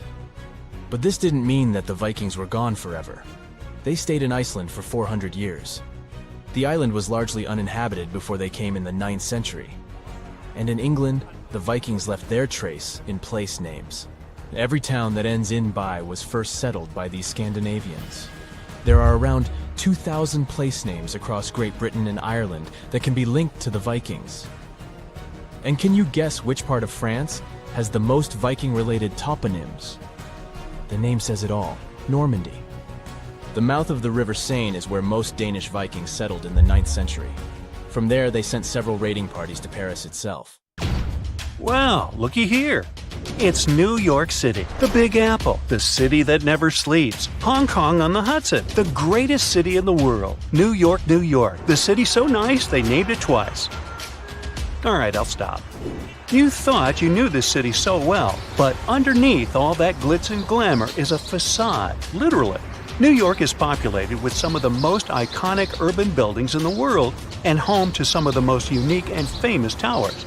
Who would have known that New York was a front for fake buildings? And the cool thing is that there are plenty to search for. Okay, I'm adding that to my bucket list. So the question is, why do they put these fake buildings all over New York? The city is one of the most vibrant places in the world and requires many infrastructures to keep the city in motion. That means having many industrial structures and buildings in every major district. New York is charming for the design and the buildings. Imagine having industrial structures right next to your favorite pizza parlor or hot dog stand. The designers thought ahead and decided to disguise those industrial infrastructures as fake buildings. They blend with the city so well that they don't stand out. They look like your good old apartment or housing unit with a front door, real-life windows, and even charming balconies where people would hang out. The only thing is that there's nothing behind the facade and no one is allowed inside. So, where in the world can you find these fake buildings? For starters, one of the most popular fake buildings is in Brooklyn. At 58 Joralemon Street, you can find a very typical neighborhood. But between the buildings stands a brick building with a slightly deeper shade than the rest. It has bright open windows that blend in with the rest of the buildings in the neighborhood, except that they're blacked out. At first glance, you might not think of it as anything, but if you pay close attention, the building looks like a glitch from a video game. It was built in 1847, way before New York was considered glamorous. Originally, it was meant to be a regular building, but in 1908, they converted it into a fake building. Don't think you can just try to break in. Even if you could, it's pointless, because it's part of a ventilation fan for the subway. It also serves as an emergency exit for some of the surrounding buildings. Actually, throughout New York, many fake buildings exist to disguise the subway vents for the smoke to escape. All the way to 415 Bruckner Boulevard, the Bronx, this townhouse was designed by the Switzer Group, which is an interior architect company. It's not as charming as the one at 58 Joralemon Street, but it serves a similar purpose: to hide an electric substation for New York's utility company.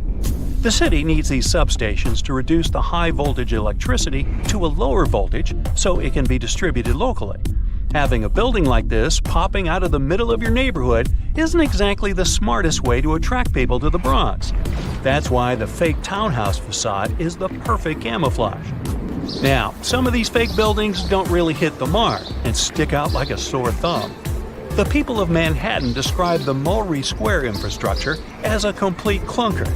After plenty of redesigns and back to the drawing board meetings, the result is still not pretty. The locals compare it to a concrete box. They created windows without glass, which doesn't allow the building to blend in with the rest of the neighborhood. But it beats a typical subway ventilation plant either way. There are just so many places to visit and cross off your bucket list. But if you live in China, you can literally stay in the country and visit many iconic cities around the world. The replica cities began when the Chinese economy started booming in the early 90s. They wanted the lifestyle of the rich and famous without wanting to leave their country. They can be comfortable eating their local food and get the feeling of being abroad. The Chinese province of Guangdong has an identical copy of the historical Australian alpine village Hallstatt. The real Hallstatt is centuries old and one of the most charming places to discover. The local people of Hallstatt also had no idea that their home was being built in China. Some people thought that this was controversial, probably because it cost around $940 million to build it. Paris is undoubtedly one of the most charming cities you could ever visit. Its rich history and vibrant culture are enough to catch the first plane to go there. For residents of Tianducheng, that's something they can do anytime they want. The city is also known as Sky City and has a replica of the Eiffel Tower that looks eerily like the iconic one in Paris and built buildings to match the city's visual charm. One of the main things that will break the charm is the farmland surrounding the city. There's barely anyone there, and the streets are always empty, very un-Paris-like. Still, you can find some nice fountains and statues scattered along the streets to give it some spirit. There's laundry hung everywhere, even on the trees. The picturesque fountains are dry and many apartments are empty. Only a few stores are open for business. Even though this looks like a fake city, it's quite real. Some people live here because it's more affordable than other places. 2 hours away from this town is another version of Paris's Pont Alexandre III and a carbon copy of London's Tower Bridge, but with 4 towers instead of 2. Hey, such a bargain! You can also visit the closest thing to Italy, but this time you can go shopping. Florentia Village is an outlet mall that offers an array of shops to lose yourself. The good thing is that this was built by an Italian developer to capture the essence of an Italian village. It has fountains, canals, and mosaics for proper aesthetics.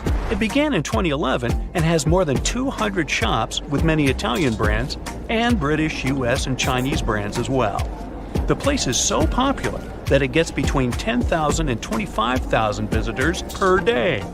China also has other replica towns that put you in a mini Manhattan called the Yujiapu Financial District. The developer's goal was to make this place the financial center of the world. It was complete with the right landmarks, like the Rockefeller and Lincoln Centers, but the project was halted in 2019, leaving it mainly empty. You can find a typical English town with cobbled streets, Victorian homes, and restaurants that make Thames Town. This place was meant to recreate a European lifestyle fantasy without leaving Shanghai. China also has a Dutch town that has some elements of Amsterdam with windmills and famous canals. They even decided to copy some of the landmarks, like the Netherlands Maritime Museum. Here's a bonus story of Lebanon's thinnest building built out of a dispute. It's the story of 2 brothers who both inherited unequal plots of land. One of the brothers happened to get a very thin plot of land and couldn't help but be jealous of his brother's nice plot of land. He wasn't pleased. Both of the lands overlooked the Mediterranean Sea in a lively neighborhood of Beirut. So it's no wonder that both brothers couldn't agree on how they should develop their lands. It was obvious that the brother with the most land could build a proper building. The other brother had to improvise. He decided to obstruct his brother's property by constructing a thin building enough to only fit 14 feet at its widest and 2 feet at its most narrow. It was constructed in 1954, and the locals of the area know it as the Grudge. The crazy thing is that the place was once habitable with many visitors enjoying their stay. It's not easy to live there, but it's part of living the experience. The building is still standing, but is empty. 70% of the surface of our planet is covered with water. Seas and oceans hide not only diverse inhabitants, but also traces of humanity. Thousands of sunken ships contain pieces of our centuries-old history. Let's look into these depths of the sea and find out what secrets they hide. So, imagine you dive into the seabed and find there, no, it's not the wreckage of a pirate ship of the 16th century. We've seen it many times in many documentary shows and read about it in books, and it's not attractive now. So, you dive into the ocean floor and find a huge porcelain tableware store. And it's not just porcelain that you can buy in the store, but more than 500-year-old dishes. The Chinese Ming Dynasty developed maritime trade for imports from foreign countries several hundred years ago. One ship didn't survive a sea storm and sank somewhere on the northwestern slope of the South China Sea. There, scuba divers discovered a sunken ship with valuable cargo on board. Thousands of porcelain cups, plates, and jugs with beautiful painted patterns lay among algae and sea sand.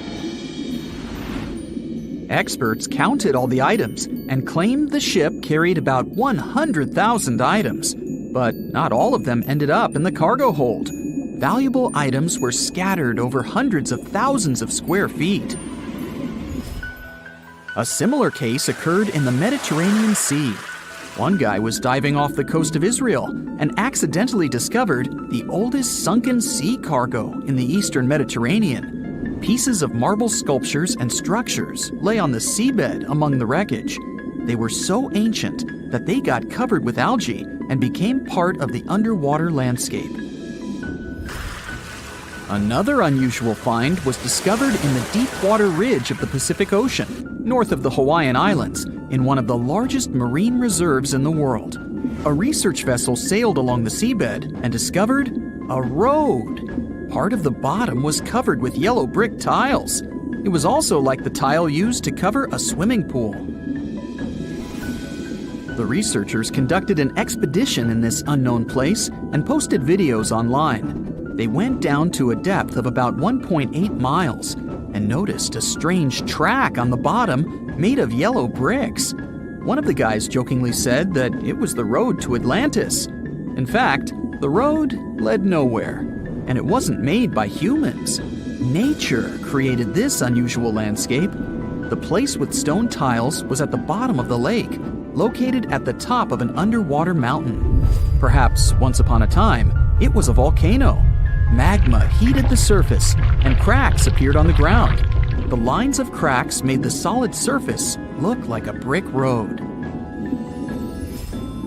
Okay, how about something more mysterious?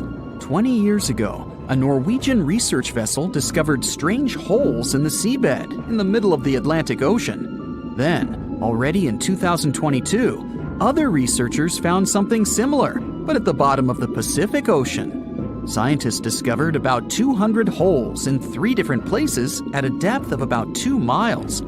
The holes were arranged in several rows, and a tunnel was under each. But where did it lead? To find out, you first need to find out who made these holes. Scientists studied animals that live at such a depth under enormous pressure. Imagine the weight of several dozen elephants pressed on a small area the size of a palm. That's about the pressure exerted by water in these depths. But still, some marine life has been able to adapt to such conditions. Scientists have seen sea urchins and worms, and even some big fish. But none of them made these mysterious holes.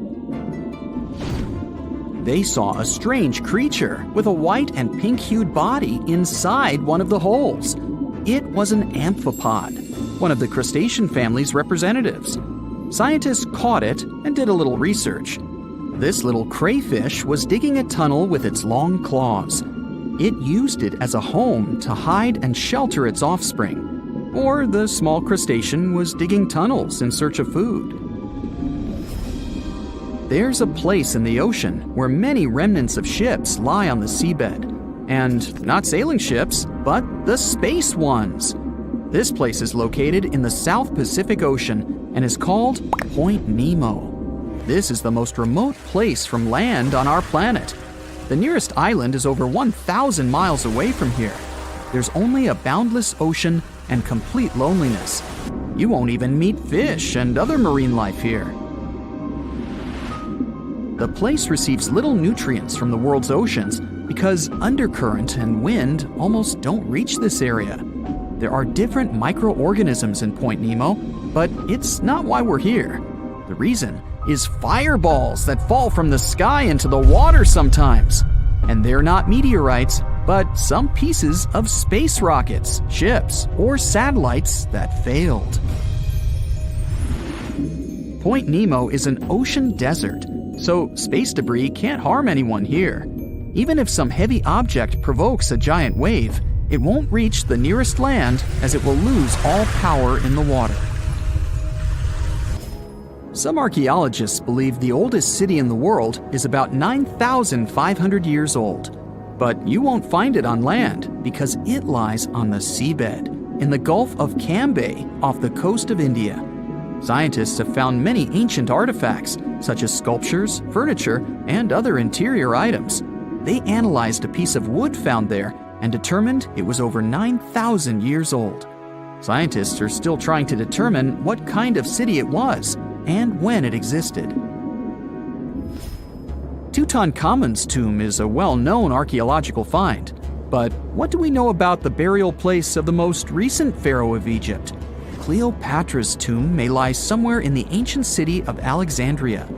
But the problem is that this beautiful city is underwater. After about 1,600 years, it sank to the seabed because of floods and earthquakes, and its ruins were discovered in 1998. Scientists and builders plan to create underwater tunnels on its territory to turn the city into an underwater museum. You can meet an unusual natural phenomenon, barnacles, in the depths of the Arctic and the southern ocean of Antarctica. It looks like an icicle frozen in water, which attracts marine organisms to itself and freezes them. When salt flows out of cracks on the ocean floor, it freezes since its density is greater than the density of the surrounding water. Upon contact with fresh water, it turns into liquid ice and freezes. Starfish, hedgehogs, and crustaceans were stuck there as this salt froze them. Famous Stonehenge has a double underwater. At the bottom of Lake Michigan, at a depth of about 40 feet, scientists found several rectangular stones arranged in a circle, just like the famous ancient monument of England. On one of the stones, scientists noticed something similar to the image of a mastodon, an elephant-like animal that became extinct more than 10,000 years ago.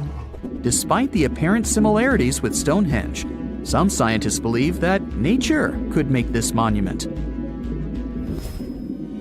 In 2012, scientists found a strange object similar to an extraterrestrial spacecraft on the Baltic Lake floor. This stone object had tunnels and staircases around it. When the photo of the find hit the internet, many newspapers began to write that it was something from another planet. But scientists analyzed the artifact and said there was nothing extraterrestrial in it. It was a natural rock formation, but no one knows how nature could do such a thing.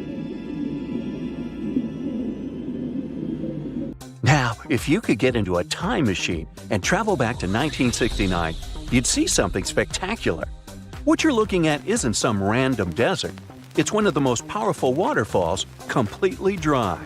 In the summer and fall of 1969, the American side of Niagara Falls stayed without water. It lasted 6 months. Researchers wanted to study the rock face of the falls. They were afraid it was going to become too unstable because of erosion. Erosion is the process when natural forces, such as water and wind, wear away earthen materials. For example, if you see glacial ice become muddy, it means erosion is happening. 3 waterfalls that cross the international border between Canada and the United States together make something we know as the magnificent Niagara Falls. The 3 waterfalls are the Horseshoe Falls, the American Falls, and the Bridal Veil Falls, in order from largest to smallest. The American Falls are fully on the American side, while the Horseshoe Falls are primarily on the Canadian side, divided by Goat Island. The Bridal Veil Falls, the smallest of them all, are on the American side, but separated from the others by Luna Island. Don't America and Canada have a cool natural border? Many didn't believe we could actually go against wild nature and stop such insane amounts of water from flowing. But we did it. It took a 600-foot dam across the enormous Niagara River to really shut down these astonishing falls. This means they had to divert 60,000 gallons of water every second so that the remaining flow traveled over the biggest horseshoe falls. Yup, the ones that are completely on the Canadian side of the border. Over 27,000 tons of rock were used to construct that dam, and more than 1,000 trucks carried that rock back in the hot summer of '69. On June 12th, the American Falls stopped after their continuous flow for more than 12,000 years. So the Horseshoe Falls then took the extra flow and absorbed it so that research could be done. But the locals were still worried. They knew it wasn't possible to control such amounts of water. They were afraid the water might take a different route and cause a catastrophic flood. They were worried that tourists wouldn't come anymore if teams didn't manage to make the waterfall flow again the way it used to. But tourists kept coming even that summer, and they got a unique chance to see something no one had ever seen before or after. During that period, there was even a temporary walkway built only 20 feet away from the edge of the now dry falls. It helped workers to clean the bottom of what used to be a river, so tourists could go there and explore the wild landscape of the falls that was usually under the water, hostile and not accessible to visitors at all. As they were exploring the dried bottom of the falls, researchers stumbled upon millions of different coins people had thrown in the water over decades, maybe to make a wish or for some other purpose. Wow, a Niagara Falls piggy bank! Well, they removed most of those coins. I wonder who got them. But in the past couple of decades, more and more tourists have been coming here. Imagine all the things they could find now. More coins, of course, but also lost cameras, errant drones, cell phones, and other things careless visitors could accidentally drop in the waterfalls. The idea of removing all the water and turning Niagara Falls into a desert proved to be possible, but it may need to be done again. In 2020, the media reported that 2 pedestrian bridges in Niagara Falls needed to be either replaced or repaired. No wonder, since they're almost 120 years old. These bridges are located above the rapids.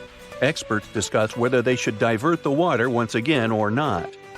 People talk about Niagara Falls a lot, and some believe they're among the tallest waterfalls in the world. But the truth is, they're not. They're famous, precious, and breathtaking. But when it comes to height, there are nearly 500 other waterfalls across the globe that are taller than Niagara. Let's take Angel Falls in Venezuela, for example. They're more than 3,000 feet tall. But what makes Niagara Falls so special, among other waterfalls, is the amount of water that flows over them. Very high waterfalls don't usually have great amounts of water.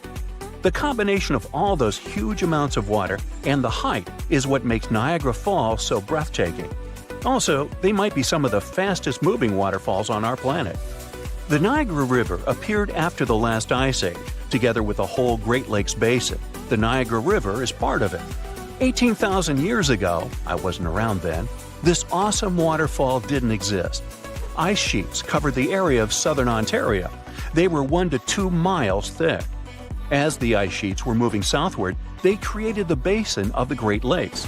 Then they melted, releasing enormous amounts of water into the basins. Generally, the water we drink is fossil water. Only 1% of it renews through the year, with the remaining 99% coming from ice sheets. The Niagara Peninsula hasn't been beneath the ice for nearly 12,500 years. As the ice melted, the resulting water started to flow down through what later turned into Niagara River, Lake Erie, and Lake Ontario. It took a lot of time, but the water eventually eroded cliffs and formed these spectacular falls. Now, you might have noticed that the Niagara River is amazingly green. This specific color tells us how powerful the water is when it comes to erosion. Every minute, Niagara Falls spews over 60 tons of dissolved minerals. All that, together with dissolved salt and finely ground rock, makes the color so magnificent. People who live in the United States and Canada, or more precisely, over 1 million people who have access to the area, use the waters of Niagara River for different purposes. For example, fishing, getting drinking water, doing recreational activities, including swimming, boating, and birdwatching, producing hydroelectric power, and so much more. Now, the first hydroelectric generating station in the world was built at the end of the 19th century, and it was right next to the falls. Pretty soon it started paying off because people were getting electricity from it. But this electricity could travel only 300 feet, so something needed to be improved there. Nikola Tesla was the one who took up the challenge and made the necessary changes. He discovered that electricity could travel long distances if an alternating current was used. Today, several Niagara Falls power plants provide over 2 million kilowatts of power. Okay, I'll tell you another interesting thing. 1969 wasn't the only time when Niagara Falls stopped. Back in 1848, the water didn't flow over the falls for up to 40 hours. Now, the falls were already very popular among tourists and a useful source of energy for local people, so no wonder they freaked out. Nature was to blame this time. Ice blocked the source of the Niagara River. An American farmer was the first one to notice it. It was March 29th, and he went for a walk right before midnight. Soon, he realized he couldn't hear the powerful roar of the falls. He quickly went to the edge of the river and stood there in shock. There was hardly any water. Factories and mills had to shut down because they depended on that water. Turtles were just wandering around. Fish didn't survive. Some people took a walk on the river bottom, taking little things they could find there as souvenirs. But 2 days later, on March 31st, people heard a distant rumbling coming from upriver.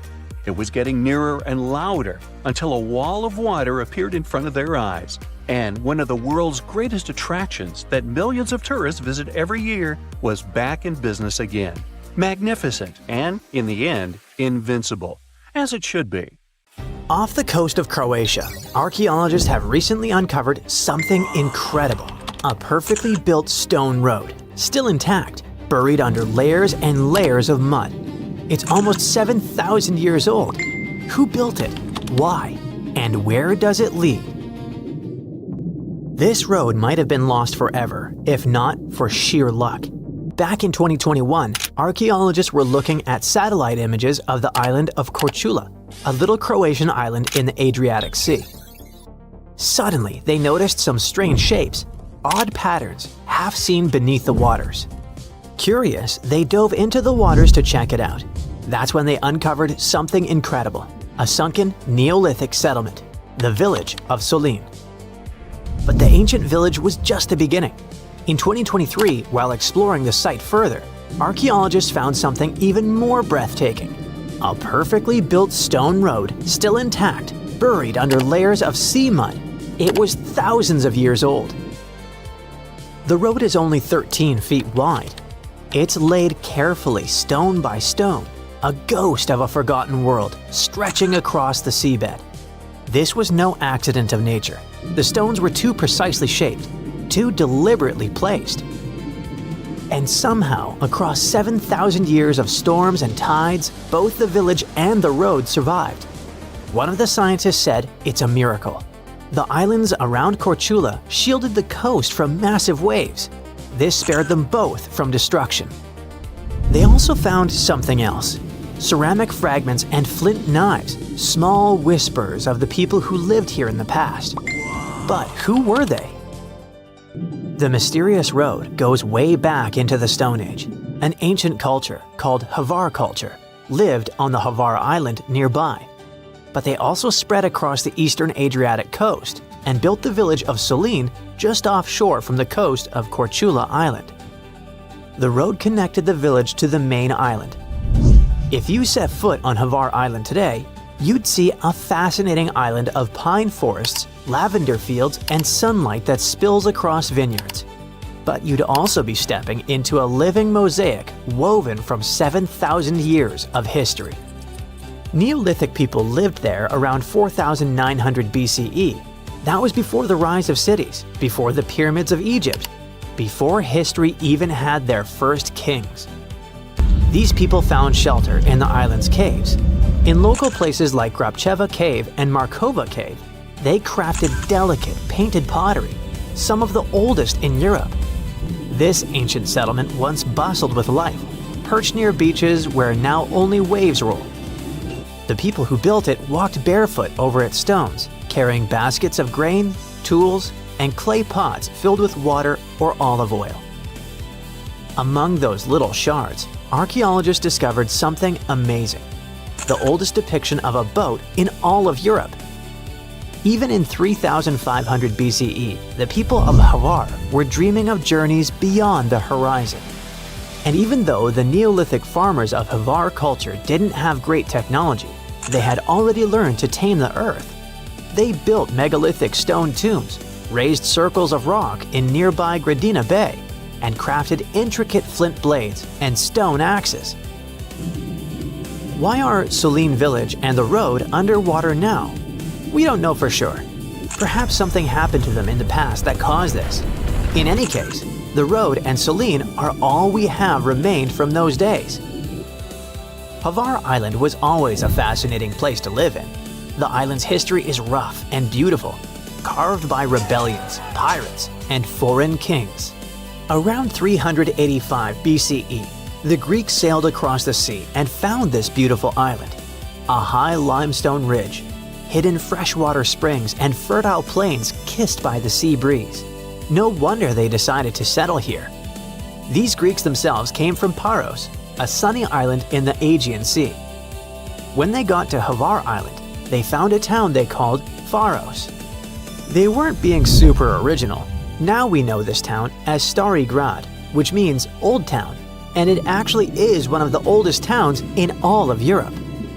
They brought with themselves deep knowledge of farming, sailing, and city building. This helped them to do something extraordinary. They divided the land into perfect geometric squares, neat fields for vineyards, olives, and grains. This perfect patchwork of farms is now called the Stari Grad Plain, and it's still so pure and unchanged after more than 2,000 years that it became a UNESCO World Heritage Site. Later came the Romans. Their villas and roads now also threaded across the hillsides. Then came the Croats. Their traditions, from religious processions to the haunting ancient songs of Holy Week, have survived the passing of centuries. But it was under the Venetians, which was about the 15th century, that Hvar truly blossomed. When the Venetians came there, they chose Hvar town as a major port. They built fortresses and arsenals, cathedrals, theaters, and squares. It was the golden age of Renaissance, and Hvar brought three genius giants of Croatian culture to the world. The first one was Petar Hektorovic. He captured the life of fishermen and the spirit of the sea in his epic Fishing and Fisherman's Talk. In a local castle, the Tverdalsh Castle, his stone villa still guards its secret fish pond. The second one was Hannibal Lukic, who wrote The Slave Girl, the first secular drama in Croatian culture. And finally, Martin Benetovic, a painter, musician, and playwright who left his mark on the island's soul. In the Franciscan monastery by the sea, there's a beautiful painting stretching across an entire wall, The Last Supper. Not the original by Da Vinci. This one is thought to be created by Matteo Ingoli. Same theme, but a different artist, though this work is considered a Renaissance masterpiece. Back then, Hvar Island became a jewel of the Venetian Empire, a naval stronghold, and later, a stage for Renaissance poets. But this place wasn't always peaceful. In the 16th century, the Ottoman Empire came here. Their corsair raiders swept across the sea and wanted to conquer the island. Hvar's people built fortresses that still cling defiantly to the cliffs, even to this day. Napoleon also came here, but even all this couldn't drown Hvar's spirit. Life always returned to the fields. Lavender bloomed purple over the terraces, rosemary and olive trees tangled the hillsides, and wine flowed from vineyards that the Greeks once planted. And still, the culture lived. In the 17th century, the island founded something unheard of: the first ever public theater in Europe. Before, theaters were meant for kings and nobles alone, but this one was a place where commoners and nobles sat together beneath carved stone arches, watching plays lit by candlelight. The locals also founded the first ever professional European Tourist Association. Tourism began early with the formation of the Hygienic Society of Hvar in the 19th century. Today, Hvar is known as the Island of Lavender and is crowned the Queen of the Dalmatian Islands. In the square of St. Stephen, the Cathedral of St. Stephen rises. Its bell tower, also built back in the Renaissance, once warned of Ottoman raiders. In the Benedictine nunnery, unseen by any but a few, the sisters weave agave lace. The threads are pulled from the agave fibers, knotted into impossibly delicate patterns, each one unique, each one a prayer captured in cloth. High above the town, you can still see the ancient cannons aimed out to sea, and below them, the glittering sweep of the Pakleni Islands, looking like little emeralds. There's more sunlight in a year than almost anywhere else in Europe, and the rich history in every festival, in the beauty of the Holy Week processions, and in the old songs that drift on the sea breeze. Look, the sea is glowing from within. It's stunning, yet eerie at the same time. White glow covering a huge area of the sea surface is not what you expect to see on a dark night. You look at one of the scariest and mysterious phenomena in the ocean. Let's study it. On January 30th, 1864, the Confederate ship CSS Alabama was sailing southwest along the Horn of Africa when the crew members noticed a mysterious white glowing sea. Captain Raphael Semmes described it as a sickly and unearthly glare of a phantom sea. Although Semmes was a stern and fearless sailor, he was scared by this bright water in the middle of the dark sea. At first, the crew thought they had been sailing over some kind of flooded ridge. They threw a weighted line, which immediately sank to the seabed several hundred feet down. Obviously, the mysterious glow was not a ridge. For several hours, the ship sailed through this eerie glowing sea, and then, suddenly, this bright region ended. The Alabama entered the usual dark waters. Captain Raphael Semmes' description was one of the very first documented accounts of a mysterious and elusive phenomenon called the Milky Sea. In 1851, in the famous book Moby Dick, this phenomenon was described as a sailor's quiet, superstitious fear at the entrance to the midnight sea of milky whiteness. Jules Verne, in his novel 20,000 Leagues Under the Sea, described this phenomenon more scientifically. One of the characters of his book said that the whiteness was caused by the presence of myriads of infusoria, a sort of luminous little worm, gelatinous and colorless. For centuries, people have reported mysterious glowing water at night, and only recently have scientists got closer to solving this mystery. But first, let's be clear. What Captain Raphael Semmes saw was slightly different from that violet-blue glow called bioluminescence. Aristotle wrote about luminous algae and phytoplankton in the 3rd century BCE. He noticed that sometimes the water produced bright blue flashes when he hit the surface of the sea with a baton. In 1492, Christopher Columbus observed unusual flickering of light in the ocean caused by bioluminescent marine worms. As it turned out later, those worms rose to the surface to perform a circular mating dance. In the late 1800s, scientists discovered that bioluminescence is the result of an oxidative reaction inside certain animal and plant cells. You might have seen it at night while walking along the shore. If not, you can watch a video with bioluminescent water on the internet. But Milky Seas are a slightly different phenomenon. The sea glows white as if it's illuminated by a bright spotlight, and the area of white water can extend for miles. Unlike bioluminescence, Milky Seas are a rarer and quite elusive phenomenon, which is why it was so difficult for scientists to determine its nature. People didn't come across such glowing waters very often, so many regarded it as legends about mermaids or sea monsters. But in 1985, science got a chance to study this thing in more detail. That year, a U.S. Navy research vessel got into the Milky Sea while sailing near the Arabian Peninsula. There were scientists on board who collected some samples of milky water and conducted a laboratory analysis. And that's what they found out. The water contained bioluminescent bacteria, but what caused them to glow? Scientists suggested that algae colonies first rose to the water's surface. They began to bloom and gradually decompose. Those cells of rotten algae burst and release special substances, lipids. A huge number of bacteria began to feed on lipids and multiply rapidly. The number of bacteria grew in such large numbers that they began to produce a continuous white glow. But where exactly and under what conditions could these Milky Seas appear? It was necessary to know not only for scientists, but also for authorities. Such a bright spot in the water could reveal the outlines of a submarine and turn it into an easy target for enemies. So scientists continued their research. One of them was atmospheric scientist Stephen Miller. He started studying Milky Seas in the early 2000s and made a breakthrough in his research.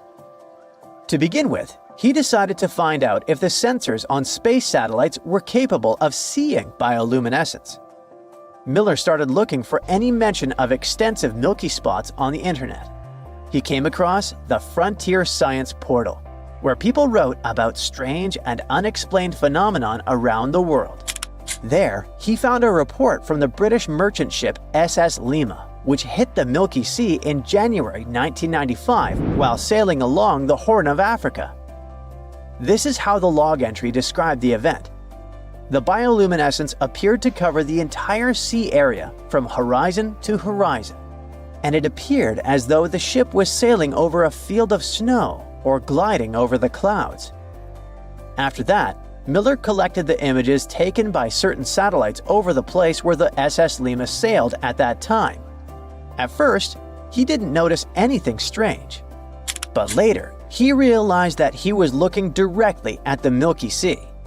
The area of the glowing spot was so large that he had to scale the image down. That's when he saw a spot that looked like a comma. The edges of this spot coincided with the place where the crew of the SS Lima saw the white glow. Miller studied the images of this area taken before, during, and after the encounter, and found out that the Milky Sea rotated counterclockwise to the local ocean currents. But most importantly, Miller now knew that the White Sea could be seen from satellites.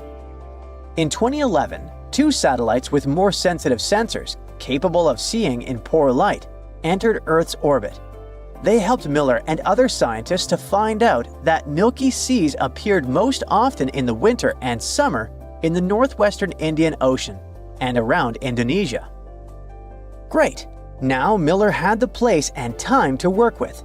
He analyzed satellite data for the period from 2012 to 2021 and found out that one of the largest Milky Sea incidents occurred in 2019. For 45 nights, a white glow covered 40,000 square meters, which is the approximate area of Kentucky. But even after all these studies, scientists haven't managed to find the exact cause of the white glow. In addition to the idea about the disintegration of algae, researchers have put forward a theory that the glow may be caused by quorum sensing.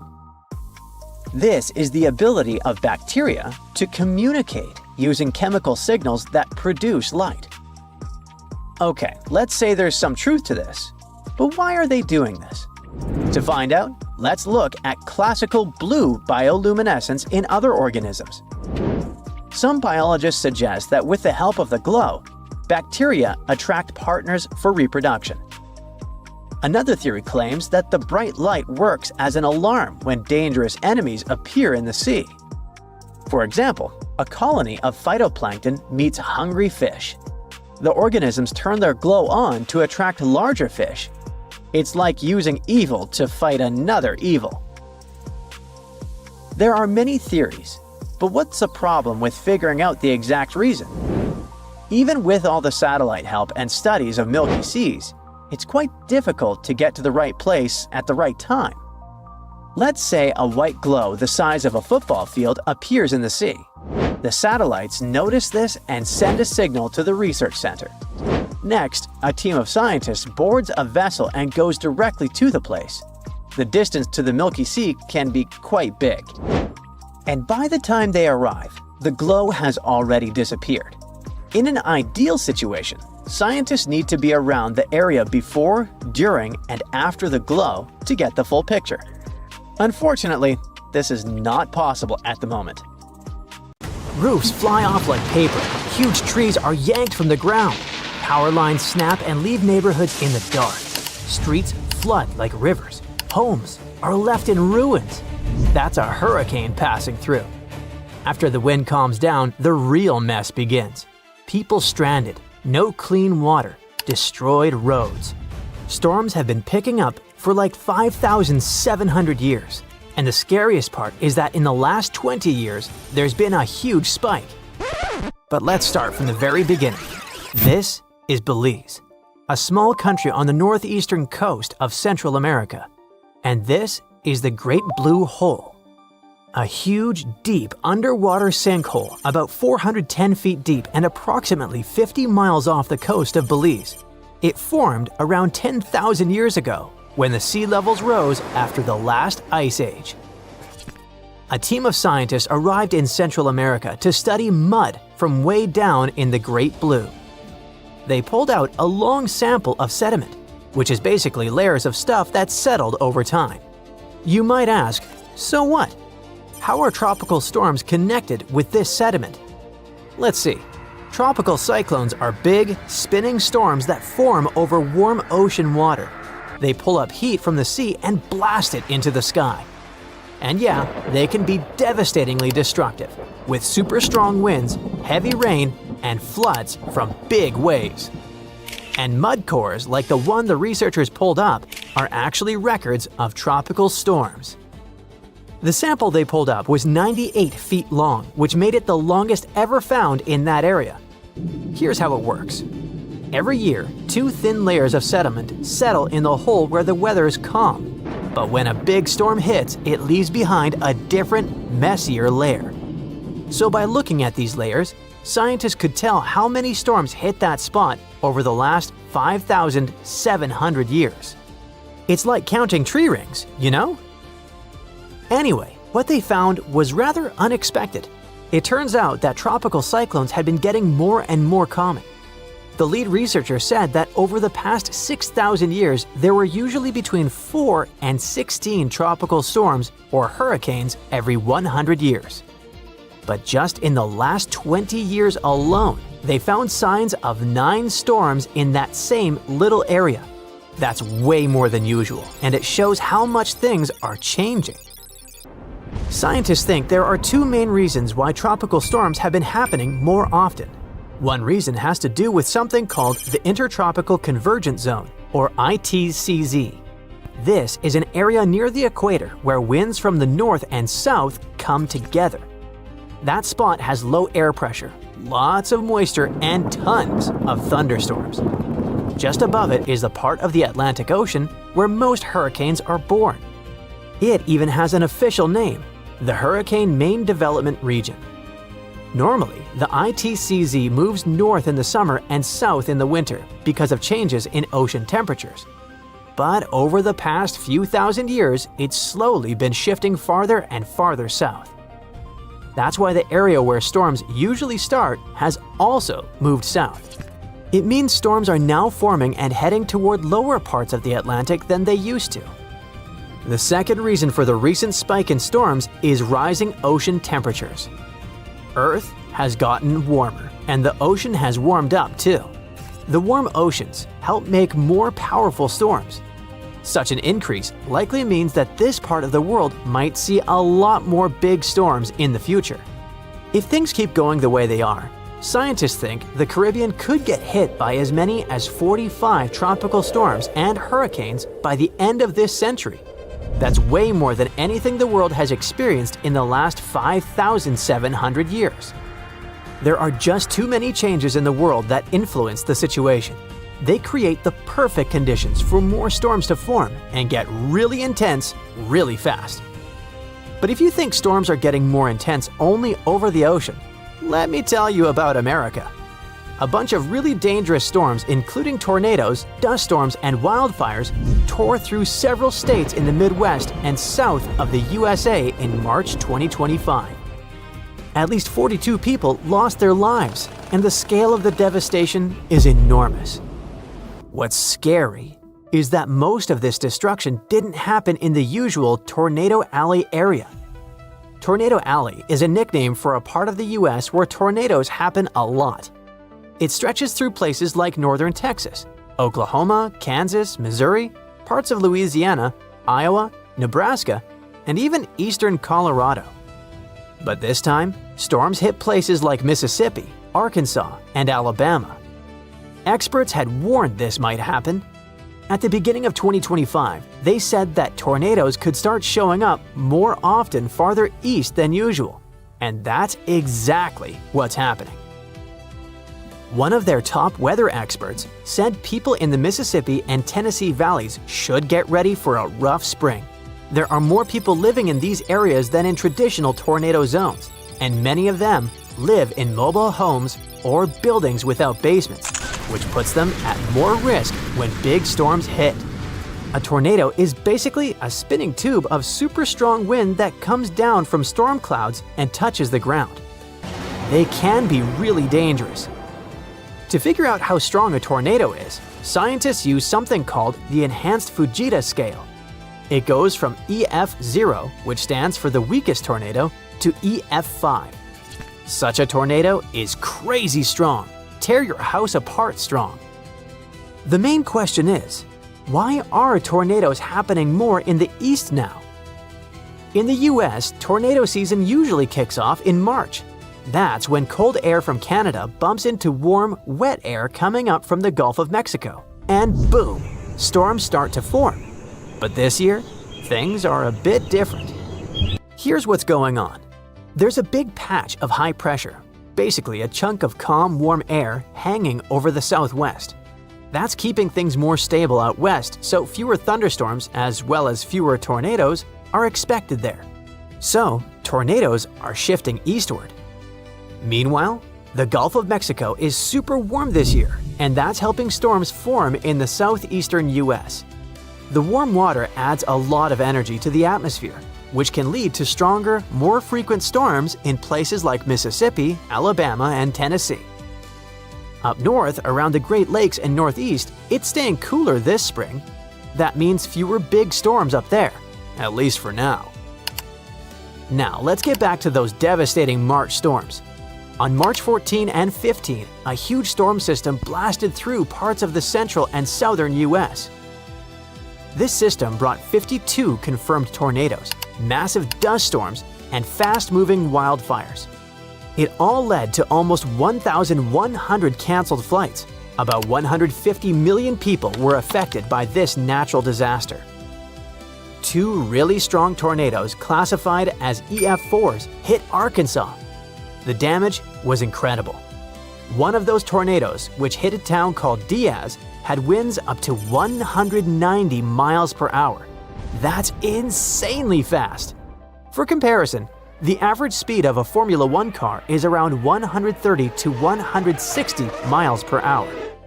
It was the first time in over 25 years that Arkansas got hit by two EF4s on the same day.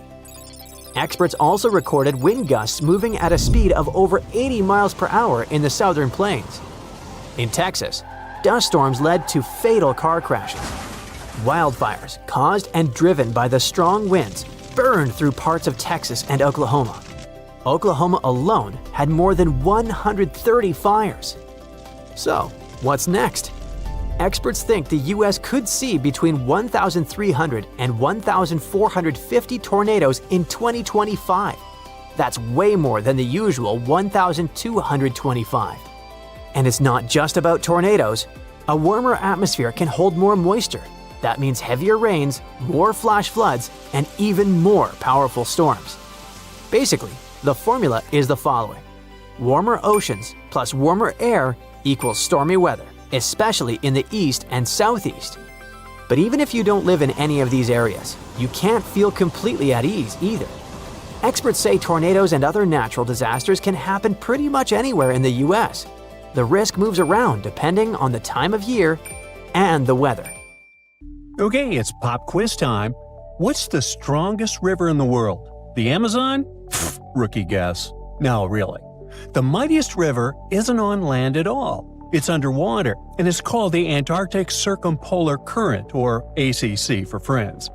This beast flows with a force 100 times stronger than the Amazon River, and it could power over 100,000 hydroelectric plants. That's enough electricity to light up entire continents. But this underwater juggernaut doesn't just flex its muscles for fun. It's the planet's ultimate multitasker. The ACC is Earth's thermostat, carbon vacuum, climate stabilizer, and oceanic superhighway all rolled into one. But here's the not-so-fun part. Scientists have spotted a serious red flag. The ACC is slowing down. And not just by a little bit.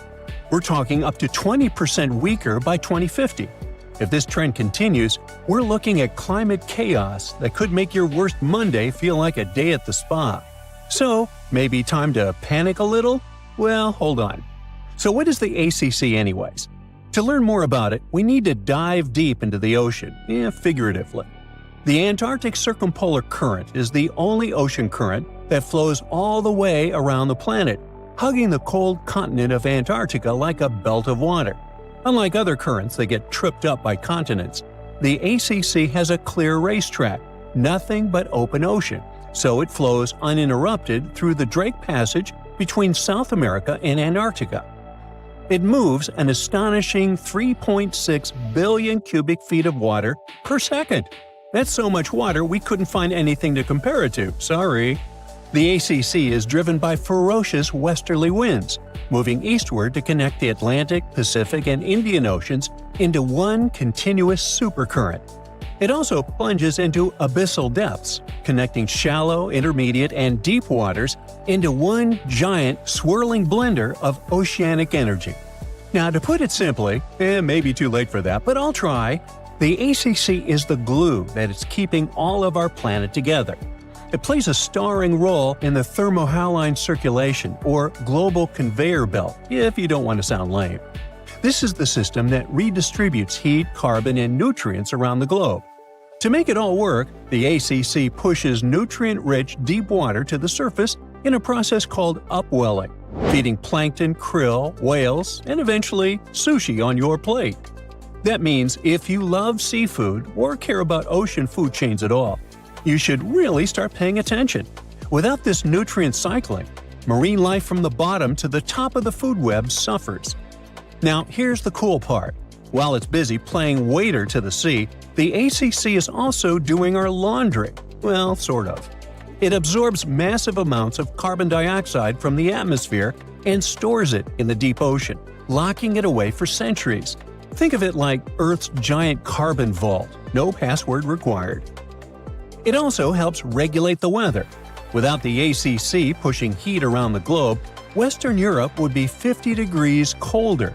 That means Paris would feel like Siberia, and Londoners would have to trade their umbrellas for snowshoes. The current helps maintain the temperature balance between the hemispheres, stabilizing wind patterns, rainfall, and ocean temperatures around the world. Even hurricane patterns could change because warm ocean surfaces are a key ingredient for cyclone formation. Mess with the currents, and you might be dialing up stronger, weirder storms.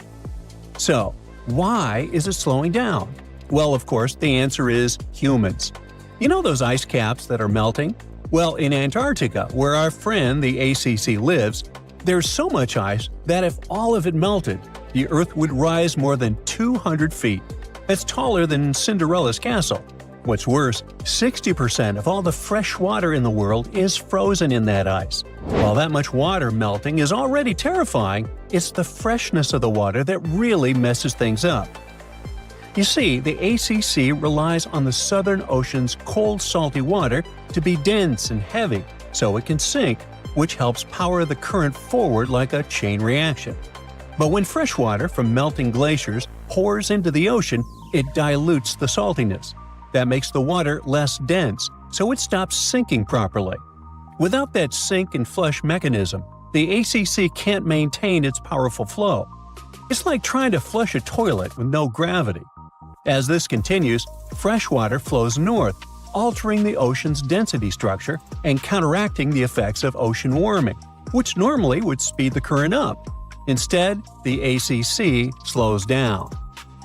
A weaker ACC means less upwelling, so fewer nutrients reach the surface. This could devastate Antarctic marine ecosystems, reducing biodiversity, collapsing fisheries, and threatening species like penguins, whales, and krill. It also opens the door in Antarctica to invasive species, like the southern bull kelp, which could throw entire food chains into chaos. Krill alone are the main food source for whales, seals, penguins, and fish. So when krill populations crash, the whole system begins to wobble like a house of cards in a hurricane. And then there's the feedback loop from hell. As the ACC weakens, more warm water can sneak southward, reaching Antarctica and melting the ice even faster. That melting will dump more fresh water into the ocean, which will weaken the current even more, which will melt more ice, and you get the idea. It's a vicious cycle. Worse still, warm waters underneath ice shelves can cause them to break apart from below, meaning the melting accelerates even when surface temperatures seem stable. Globally, the effects would ripple far and wide. Monsoons in India could become erratic, rainfall in the Amazon could drop, and agriculture from Africa to Asia could suffer. Sea levels along the east coast of North America could surge, and global weather patterns could spin into confusion. Even the Southern Ocean's ability to support commercial fisheries, like Chile's lucrative salmon industry, could decline as nutrients fail to reach the surface. And let's not forget, without a strong ACC, the ocean's ability to absorb carbon and excess heat plummets. That means that more CO2 and heat will stay in the atmosphere, making our lives even more miserable. It's like turning off Earth's air conditioner while cranking up the furnace, and burning down the pantry while you're at it. Of course, this isn't the first time things went south with the ocean currents. Before humans started heating up the planet, Earth went through a deep freeze called the Little Ice Age, and it wasn't just about colder winters. This icy chapter may have kicked off when ocean currents in the North Atlantic started acting weird. And it wasn't so long ago. This Little Ice Age had a peak in 1850, literally yesterday. Scientists believe that melting glaciers and massive exports of Arctic sea ice flooded the ocean with fresh water. That fresh water messed with the ocean's usual saltiness and density, weakening powerful systems like the AMOC, short for Atlantic Meridional Overturning Circulation. That's a mouthful. It's another crucial piece of the global conveyor belt puzzle. As these currents slowed down, less warm water reached the north, sea ice spread farther, and temperatures dropped even more. And here's the spooky part. Records from seashells near Iceland show that this shift didn't happen all at once. It came in two waves, like the planet was struggling to stay stable before tipping into a colder world. And because the AMOC is also part of the crazy life support system of planet Earth, everything is connected. Both systems are influenced by temperature, salinity, and the sinking of cold water. When the ACC slows, it can alter the balance of deep water formation and mixing, potentially weakening the AMOC too. That's a domino effect you really don't want to see. In fact, some models suggest that if both the ACC and AMOC are pushed past their tipping points, the result could be centuries of unstable climate conditions, way beyond anything modern agriculture or infrastructure is built to handle. So, next time you're sipping a cold drink or enjoying sushi, maybe raise a toast to the mighty ACC. It's doing a lot more for you than you think, and it could really use a little appreciation and less ice melting, please. See this big spot under the water near the shore? It's a coral reef. It beckons you to swim closer, but be careful. If you get there, it could be the last swim of your life. Stay away from the reef. But why? Why are coral reefs so dangerous? Let's figure it out. First, make your guess about what a coral reef is. An underwater cliff? Rocks? A coastal landscape? Some spot where shells live? Close, but not true. In short, a coral reef is a living thing. What we see in shallow tropical waters are colonies of organisms called coral polyps. They are distant relatives of jellyfish and anemones with amazing superpowers. They can absorb calcium from the water. When they do this, they convert calcium into hard limestone rocks. These rocks, like building blocks, form solid coral reefs and settle on the seabed. But there are soft coral reefs that look like plants. They float freely with the currents, swing in different directions, and seem to pulsate under the water. They don't have solid coral blocks, but they can grow tree-like cores to maintain their position. Both hard and soft coral reefs are beautiful creatures, but at the same time, they are very dangerous. Many ships were wrecked when they hit shallow water, as the sharp edges of coral reefs ripped through their hulls.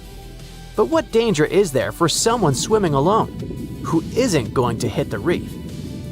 You can just scuba dive and enjoy the beautiful views of coral polyps, but be prepared to encounter unexpected and unpleasant creatures. A coral reef is not just a living colony, it's a home for thousands of diverse marine creatures. And some of them can be very dangerous for humans.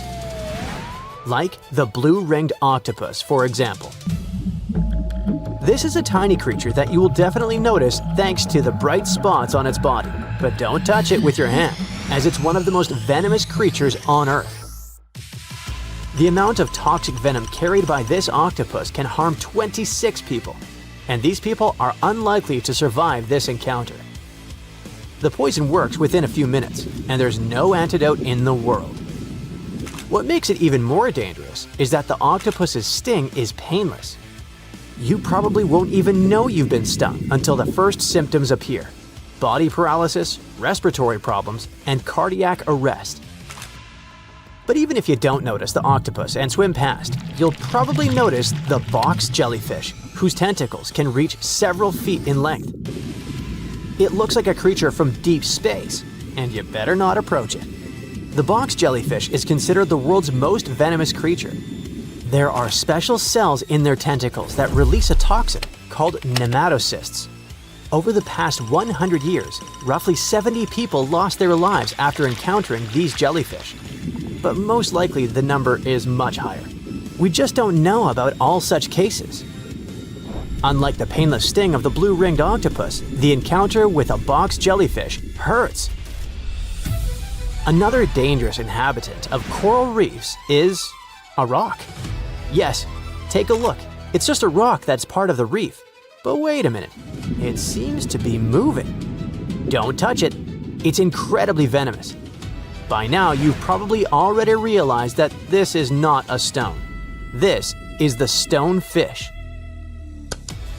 And this sullen-looking guy is one of the most venomous fish on the planet.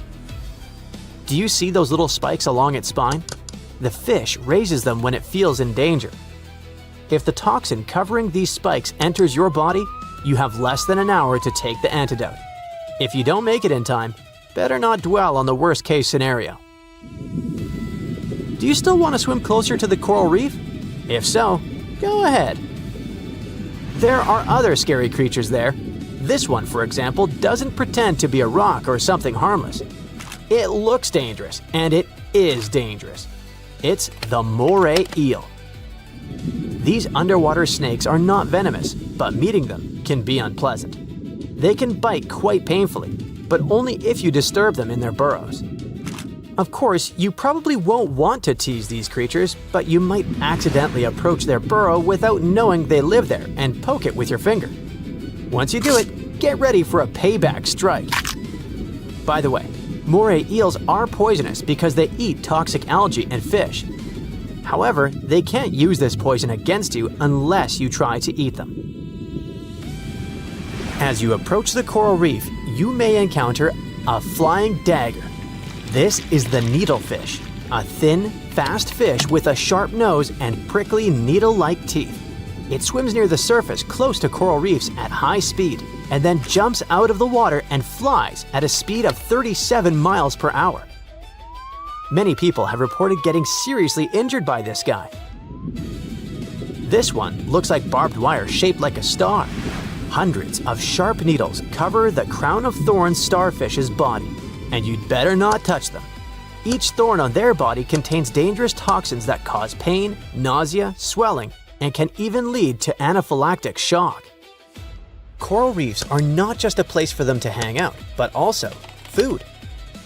This starfish bulges out its stomach, covers the reef surface with it, and absorbs nutrients from it. It's like something straight out of a sci-fi horror movie. But don't think that corals are something scary and dangerous. In fact, coral reefs are some of the most useful things in the ocean. They even save people's lives. Do you know that lines of coral reefs cushion the impact of tsunamis and protect the shores from flooding? Some large reefs, like the Great Barrier Reef, are the boundary between the open sea and shallow waters. They stretch along the coast and form a protective wall that serves as a barrier against tsunamis and landslides. During a storm, rocky coral reefs disperse large waves and soften their impacts on the shore.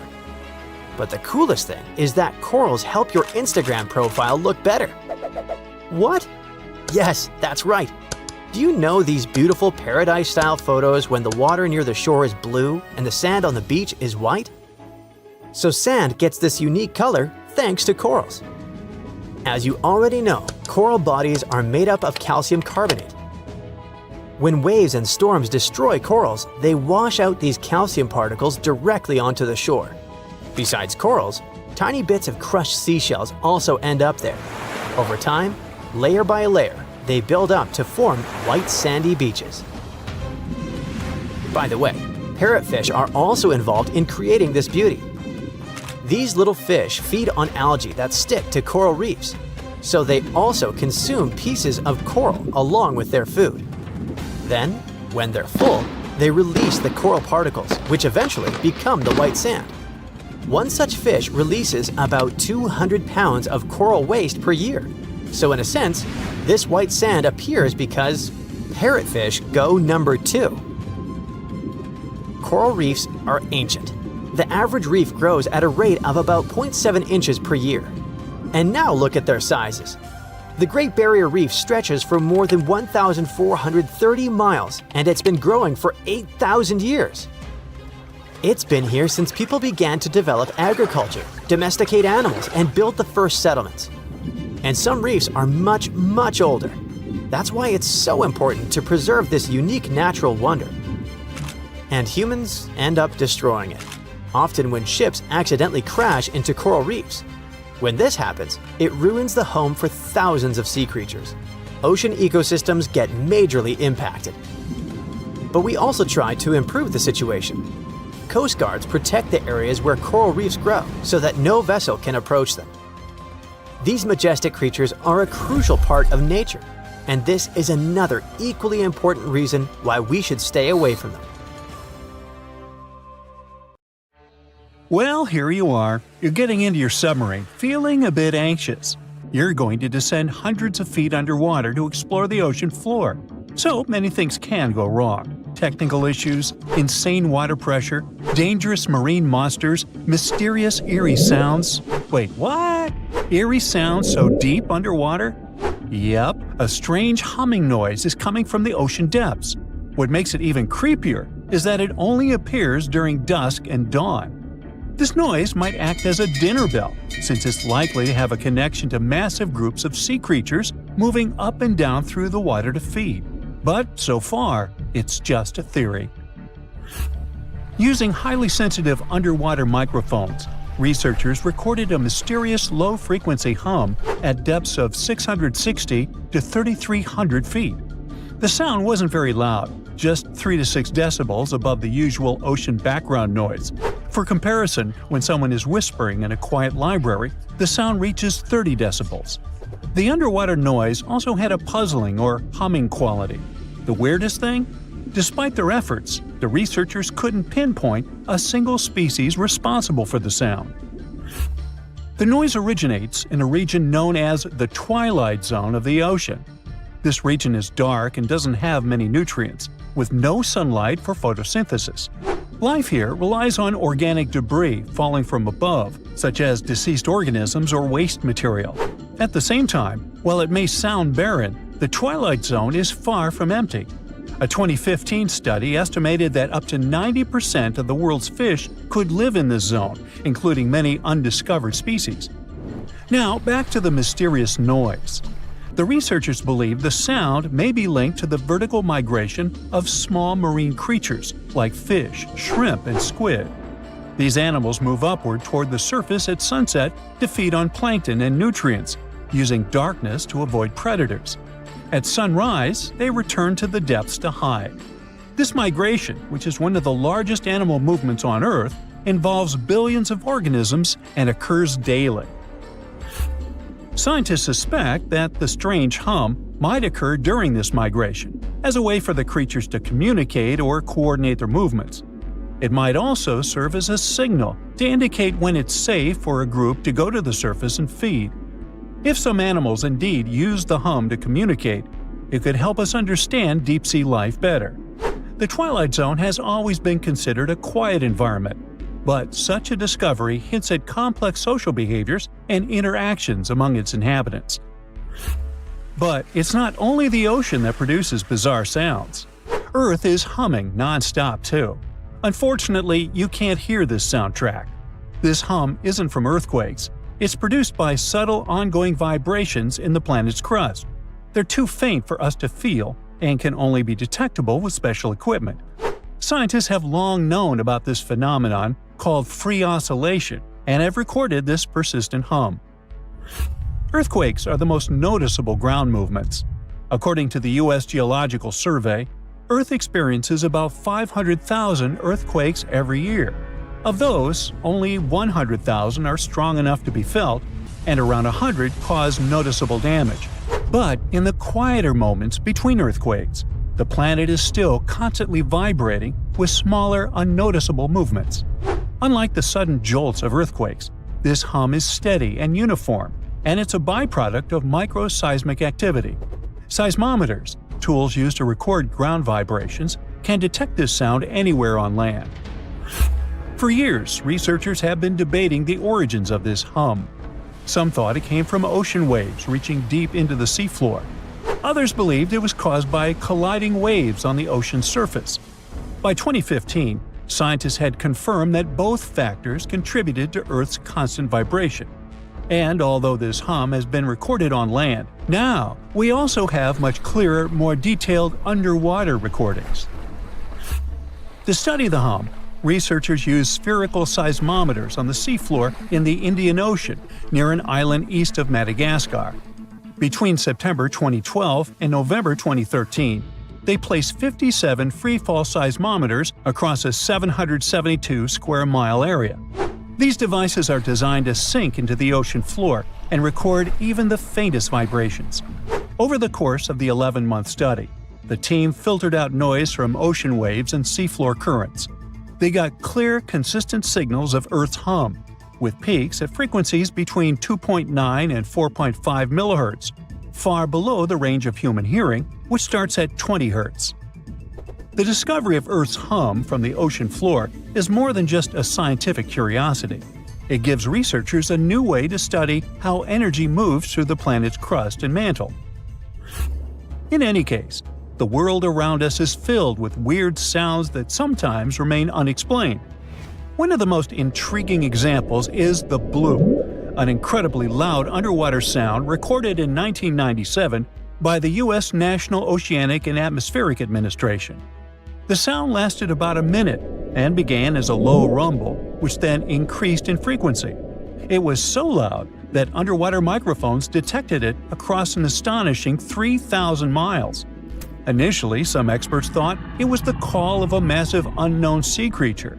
However, NOAA later determined that the source likely had been the calving of icebergs, when giant pieces of Antarctic glaciers had been breaking off and crashing into the sea. The sound, known as Julia, a strange cooing noise, could have been produced by an iceberg scraping along the ocean floor.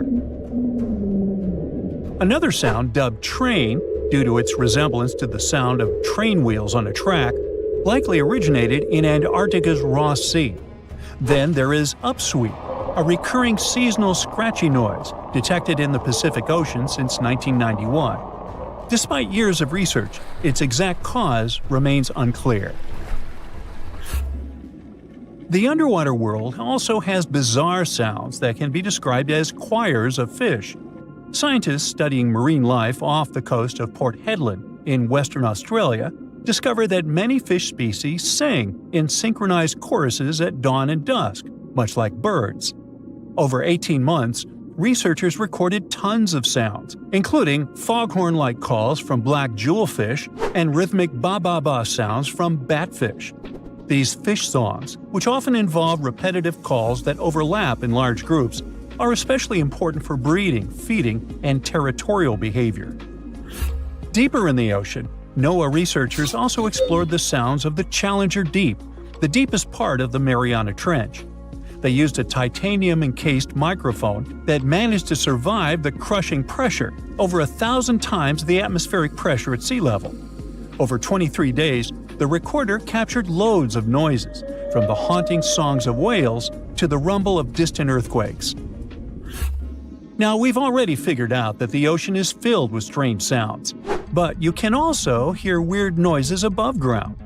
One of the most puzzling is the hum, a low-pitched noise reported by people in specific areas, such as Taos, New Mexico, or Bristol, England. The sound is often described as a faint engine-like drone, and its source remains a mystery. Some researchers think it might be a psychological phenomenon, where people focus on subtle background sounds they might otherwise ignore. In any case, no definitive answer has been found yet. Geological formations can sing too. Utah's Rainbow Bridge, a massive 300-foot-high sandstone arch, vibrates like a guitar string when exposed to sounds, distant earthquakes, or waves near Lake Powell. Scientists have studied its frequencies to understand how such vibrations could affect the bridge's stability over time. Interestingly, visitors to the Rainbow Bridge have reported hearing faint humming sounds too. The skies also have their own eerie noises. For centuries, people in polar regions have described faint sizzling, popping, and cracking sounds, accompanying auroras. A Finnish researcher made the first known recordings of these sounds and traced their origin to electrical discharges in the lower atmosphere, about 230 feet above the ground. These charges, caused by magnetic storms fueling auroras, produce faint sounds during calm and clear nights.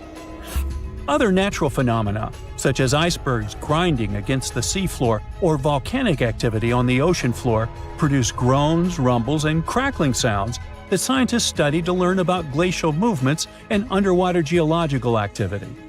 I myself produced many unusual sounds and rumbles, but, that's a subject for another video, or my next annual review. Ooh, you're diving into the dark and icy waters of Antarctica. The eerie blue darkness is enveloping you, reminiscent of the vast expanse of open space. In these depths, where you least expect to encounter any living creature, you suddenly hear a loud, strange sound. A quacking noise, as if a giant duck was hidden in the deep. In 1960, researchers first recorded this sound and named it bioduck. Clever. For decades, they tried to unravel the mystery of its source. Was it a giant kraken? An extraterrestrial spaceship that had crashed into the ocean? A mysterious sea monster? Or perhaps an enormous duck? There were many versions, one more bizarre than the other. Oceanographers detected similar sounds in other locations as well. Off the western coast of Australia and near New Zealand, they recorded similar but higher pitch signals, which they named bio-goose. It seems the creepy atmosphere of the story disappears with such names. Anyways, these sounds were not isolated incidents. They happened multiple times with consistent intervals. Many initially thought the source must be mechanical, given the regularity of the sounds. However, studying the oceans in the latter half of the 20th century was challenging because of limited technologies. Nevertheless, scientists persisted in collecting data on bioduck and biogoose, driven by their insatiable curiosity. As more data accumulated, so did the theories. But scientists eventually uncovered the mystery. Bioduck turned out to be a form of communication with a biological origin. When researchers analyzed the repeating sounds, they noticed that the signals never overlap. One source would speak while the others remained silent, suggesting a form of communication. The question remained, which ocean creature possessed such an extraordinary method of communicating through varied frequency sounds? The answer, as many have guessed, is whales. Scientists compared the bioduck sound from Antarctica with the calls of minke whales and found striking similarities. The biogoose sounds from the waters off Australia and New Zealand likely belong to other species or very young minke whales. This discovery, however, only deepened the mystery. What purpose did these sounds serve? Were the whales discussing their dinner plans, laughing at the humans recording their voices, or perhaps sharing deep insights about the universe? The possibilities were endless, but the most astonishing revelation was that humans might one day learn to communicate with these magnificent creatures. Communicating with whales is no longer a far-fetched idea. Scientists from the University of California have already established contact with a humpback whale named Twain. In a groundbreaking experiment, researchers conducted a 20-minute conversation with the marine mammal. Here's how they did it. The specialists went on a marine expedition to the coast of Alaska, where they recorded the sounds of a group of humpback whales. Then they played these sounds through speakers, sending the signals back into the ocean. The recorded sounds resembled a greeting, like, "Hey, what's up?" but in the whale language. These greetings are used by whales to call each other or indicate their location. Now, soon after sending the signals, the researchers received a response. Twain approached the boat, circled it, and replied with a "hey" of its own. This marked the beginning of the first ever human-whale conversation. For 20 minutes, the scientists sent 36 signals to Twain, and each time the whale responded. Moreover, it waited for time intervals before answering. That is, the team received a response from the whale, waited 10 seconds, and turned on the sound again. Researchers then waited 10 seconds and answered. It seems that Twain was a very delicate interlocutor. Maybe it was a gentleman in the whale world, who knows? Or maybe it was simply intrigued by the unusual interaction. The signals used in this communication belonged to a group of whales that included Twain. It's likely that the researchers had recorded Twain's own sounds and used them to communicate with it. In a sense, Twain was conversing with itself. Now let's continue our journey and venture into the deepest oceanic trench on Earth, the Mariana Trench. A quick reminder, the Mariana Trench is a colossal chasm in the ocean floor, stretching over 1,500 miles south of Japan and reaching a depth of nearly 36,000 feet at its deepest point. To put that into perspective, the height of the Burj Khalifa, the world's tallest building, is like 1/10 of the Mariana Trench's depth. Now imagine this. In this deep, dark abyss, scientists recorded a strange sound.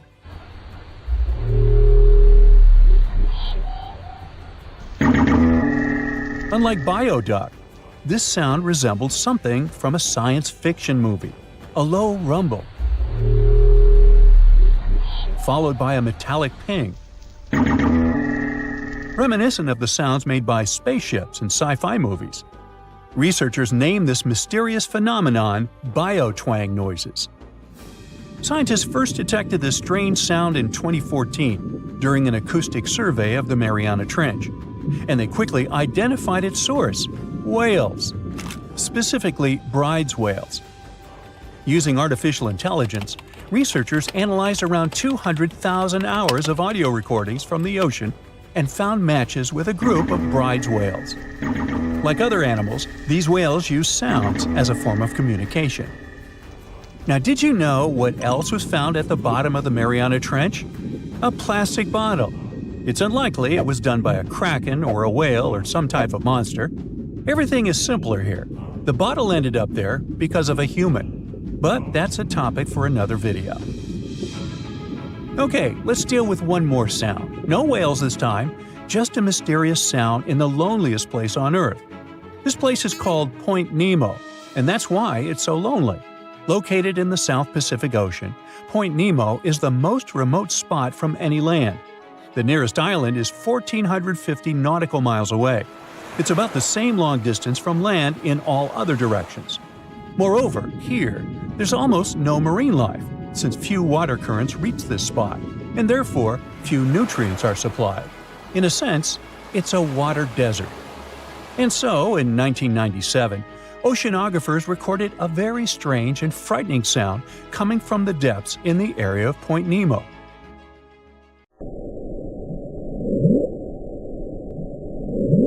It was something gigantic and scary.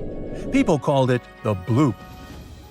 As soon as journalists found out about this phenomenon, people around the world began to invent the most fantastic versions. The most popular of them was that the sound source was a giant sea monster, kraken, or some other creature. The hype around the bloop didn't last very long. Scientists managed to find out the nature of the mysterious noise. It turned out it belonged to an iceberg. When they crack and collapse, they create powerful ultra-low frequency sounds that can be heard from a very long distance. To confirm this version, scientists recorded the sounds of other icebergs and heard something similar to the bloop. Oh, by the way, Point Nemo is so lonely that space agencies drop out-of-service satellites here. Space objects just fall in the water. There's a 99% chance that no animal or human will be harmed by falling debris in this lonely place. That's why many people call it the satellite cemetery. But what if, someday, a spaceship from another planet falls here? What if it has already fallen in Point Nemo and sometimes emits an emergency signal that breaks through the ocean? Ooh. All the mysteries you have heard have already been solved. How about we end this video with a mystery that still baffles scientists? Meet Upsweep.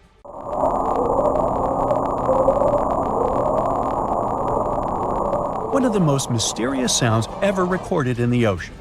It's not just noise, it's a series of short ascending tones repeated at intervals of several seconds. It was first discovered in 1991 using hydrophones installed in the Pacific Ocean. At first, oceanographers suggested that upsweep could be associated with volcanic activity or underwater earthquakes. But the seasonal nature of the sound and its intensity change depending on the time of year, which rules out these versions. People began to consider hypotheses related to the biological life of the ocean. They studied the migration routes of marine animals and their behavior at different times of the year. However, despite all efforts, the sound source has not been identified. Some studies suggest that upsweep may be associated with certain species of fish or other marine animals that make sounds for communication or navigation, but no one has been able to prove it. The snowpack over your head splits in two right in front of your eyes and starts tumbling down in the frozen slope to its resting place far, far below. Anything in its way is crushed under the immense mass of snow and debris. You're witnessing an avalanche, one of the most dangerous natural disasters. But what if I tell you about another kind of avalanche, no less blood-chilling than the mountain one? And the most bizarre thing about it is that it occurs underwater. Underwater avalanches are powerful and disastrous natural phenomena, often much more dangerous than land ones. They have the potential to wreak havoc on the entire planet, leading to catastrophic consequences. The most alarming thing? They occur all the time under the surface of the ocean, impossible to see, predict, and extremely difficult to measure.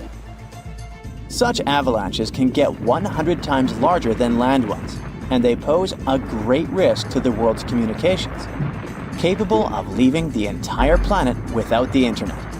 But we'll talk about it a bit later. First, let's go 60,000 years back into the past. We're near the northwest coast of Africa, ready to witness the colossal scale and devastating impact of a ginormous underwater avalanche. It started as a quite small underwater landslide in the Agadir Canyon. At first, it was just 0.35 cubic miles of material, but in no time, this mass increased more than 100 times in size while traveling across the Atlantic Ocean floor. As the avalanche sped up and grew, it picked up gravel, sand, rocks, and mud. It carved a devastating path through one of the world's largest submarine canyons, wiping out all forms of animal and plant life on its way. The disastrous flow was so powerful that it literally eroded a 250-mile stretch of the canyon, cutting hundreds of feet into its sides and damaging a total area of 1,740 square miles. That's the area of more than 3.5 New York cities. As for the force of the flow, it was so immense that it propelled massive boulders up the canyon walls to heights of up to 430 feet. Before scientists discovered the evidence of this catastrophic event, they had seriously underestimated the scale of destruction caused by submarine avalanches. By the way, these devastating catastrophes can start not only far away in the ocean, but also at estuaries. Let's go back to 14 January 2020 and see for ourselves. A turbidity current, a rapid, downhill flow of water containing a lot of sediment, rushed more than 680 miles from the Congo River estuary in the deep sea. This current appeared due to two factors: terrible flooding along the Congo River in late December 2019 and unusually large spring tides. This resulted in an avalanche of sand and mud. Its volume was equivalent to 1/3 of all the sediment produced annually by all the rivers in the world. This sediment avalanche accelerated, increasing in speed from 17 feet per second in the upper part of the Congo Canyon to 26 feet per second when it reached the end of the channel, almost 700 miles away from the coastline. This route made it the longest avalanche of sediment ever measured on our planet. 2 days later, the flow reached the deep ocean. The avalanche broke 2 seabed telecommunication cables, cutting internet data speeds all the way across West, Central, and South Africa. Now, before this disaster, scientists considered that measuring powerful deep-sea avalanches was impractical. But the sediment flow in the Congo Canyon could be monitored directly, finally allowing researchers to assess how major river floods connected to the deep sea. They also concluded that how often underwater avalanches occurred depended on where the observer was. Seafloor canyons that are close to river mouths can experience several tiny avalanches per year. Other systems, far from river discharges like the Agadir Canyon, can only have one monster of an avalanche every 10,000 years or so. You're likely wondering, what can trigger an avalanche under the surface of the ocean? Well, earthquakes, typhoons, high tides, river floods, and even volcanic eruptions. And due to our changing climate, such events become more and more frequent and intense. At the same time, these triggers don't mean that an avalanche is bound to happen, nor do they relate to the scale of the event. See for yourself. In 1755, a powerful earthquake hit the coast of Portugal, wiping out large parts of Lisbon. Tens of thousands of people lost their lives during that disaster, but it only triggered a tiny underwater avalanche. And in 1929, a large earthquake off the coast of Newfoundland, Canada, triggered the largest underwater avalanche ever recorded. The flow traveled at a speed of 42 miles per hour, carrying boulders, sand, and mud. It snapped 11 seabed cables on its journey downhill. The avalanche was so powerful, it produced a tsunami that claimed the lives of 28 people along the coastline. Now, submarine avalanches are totally invisible because they happen deep under the ocean surface, which makes them extremely hard to study. But we must find a way because these flows are super important. They transport sediments, nutrients, and even pollutants across the ocean floor. So, a research team from Liverpool decided to unravel this mystery. Over the last 40 years, they've collected more than 300 samples from the ocean floor. Combined with seismic and bathymetric data, which is a fancy word for ocean mapping, they managed to reconstruct a massive submarine avalanche. It was the first time an underwater avalanche of this size was mapped out. An even cooler thing, the event itself started off pretty modestly, but it quickly evolved into a colossal avalanche that grew to more than 650 feet tall. To put that into perspective, imagine a skyscraper-sized avalanche zooming from Liverpool to London, cutting a trench 100 feet deep and 9 miles wide. Then it spread out over an area bigger than the UK, covering it with several feet of sand and mud. That's like burying a whole country.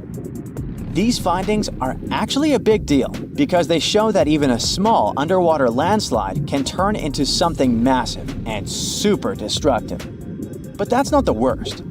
Think about undersea internet cables, which are essential for global communication. There are more than 550 active seafloor cables around the world. Their combined length is a whopping 870,000 miles. That's enough to wrap around our planet 35 times. When a submarine avalanche breaks seafloor cables, the effects are usually super expensive and devastating. For example, in 2006, an earthquake in Taiwan triggered underwater avalanches that cut loads of seafloor cables connecting Southeast Asia with the rest of the world. The largest internet operator in China had a 90% loss of traffic to the USA at the peak of the event. As for Taiwan itself, it experienced between 74 to 100% loss in traffic to neighboring islands. So now you probably get why we need to learn more about this natural phenomenon. Luckily, researchers at Tulane University have found a way to study it in 3D. Previous studies only looked at submarine avalanches in 2D, which didn't give the full picture of how they actually behaved. The new research focused on how underwater flows interacted with mini basins, natural features on the ocean floor that look like shallow bowls. Despite being called mini, these bowls can be huge, up to 4 square miles. When turbidity currents flow into these mini basins, they don't just stop. No, they hit the far side and curl back around like water eddies in a stream. These swirling flows move the sediment around before it settles on the ocean floor. The size of the mini basin and the speed of the flow can change how the current behaves. If the basin is big and the current is slow, it starts to fill up with sediment. But if you crank up the flow speed or shrink the basin, the current starts to overflow, spilling over the basin. To study all this, the researchers created a mini version of a mini basin in a pool and used different speeds of flow to simulate turbidity currents. They even made their own sediment mixtures to see how different sizes of particles would behave. In the end, they managed to mimic real-life ocean conditions, but on a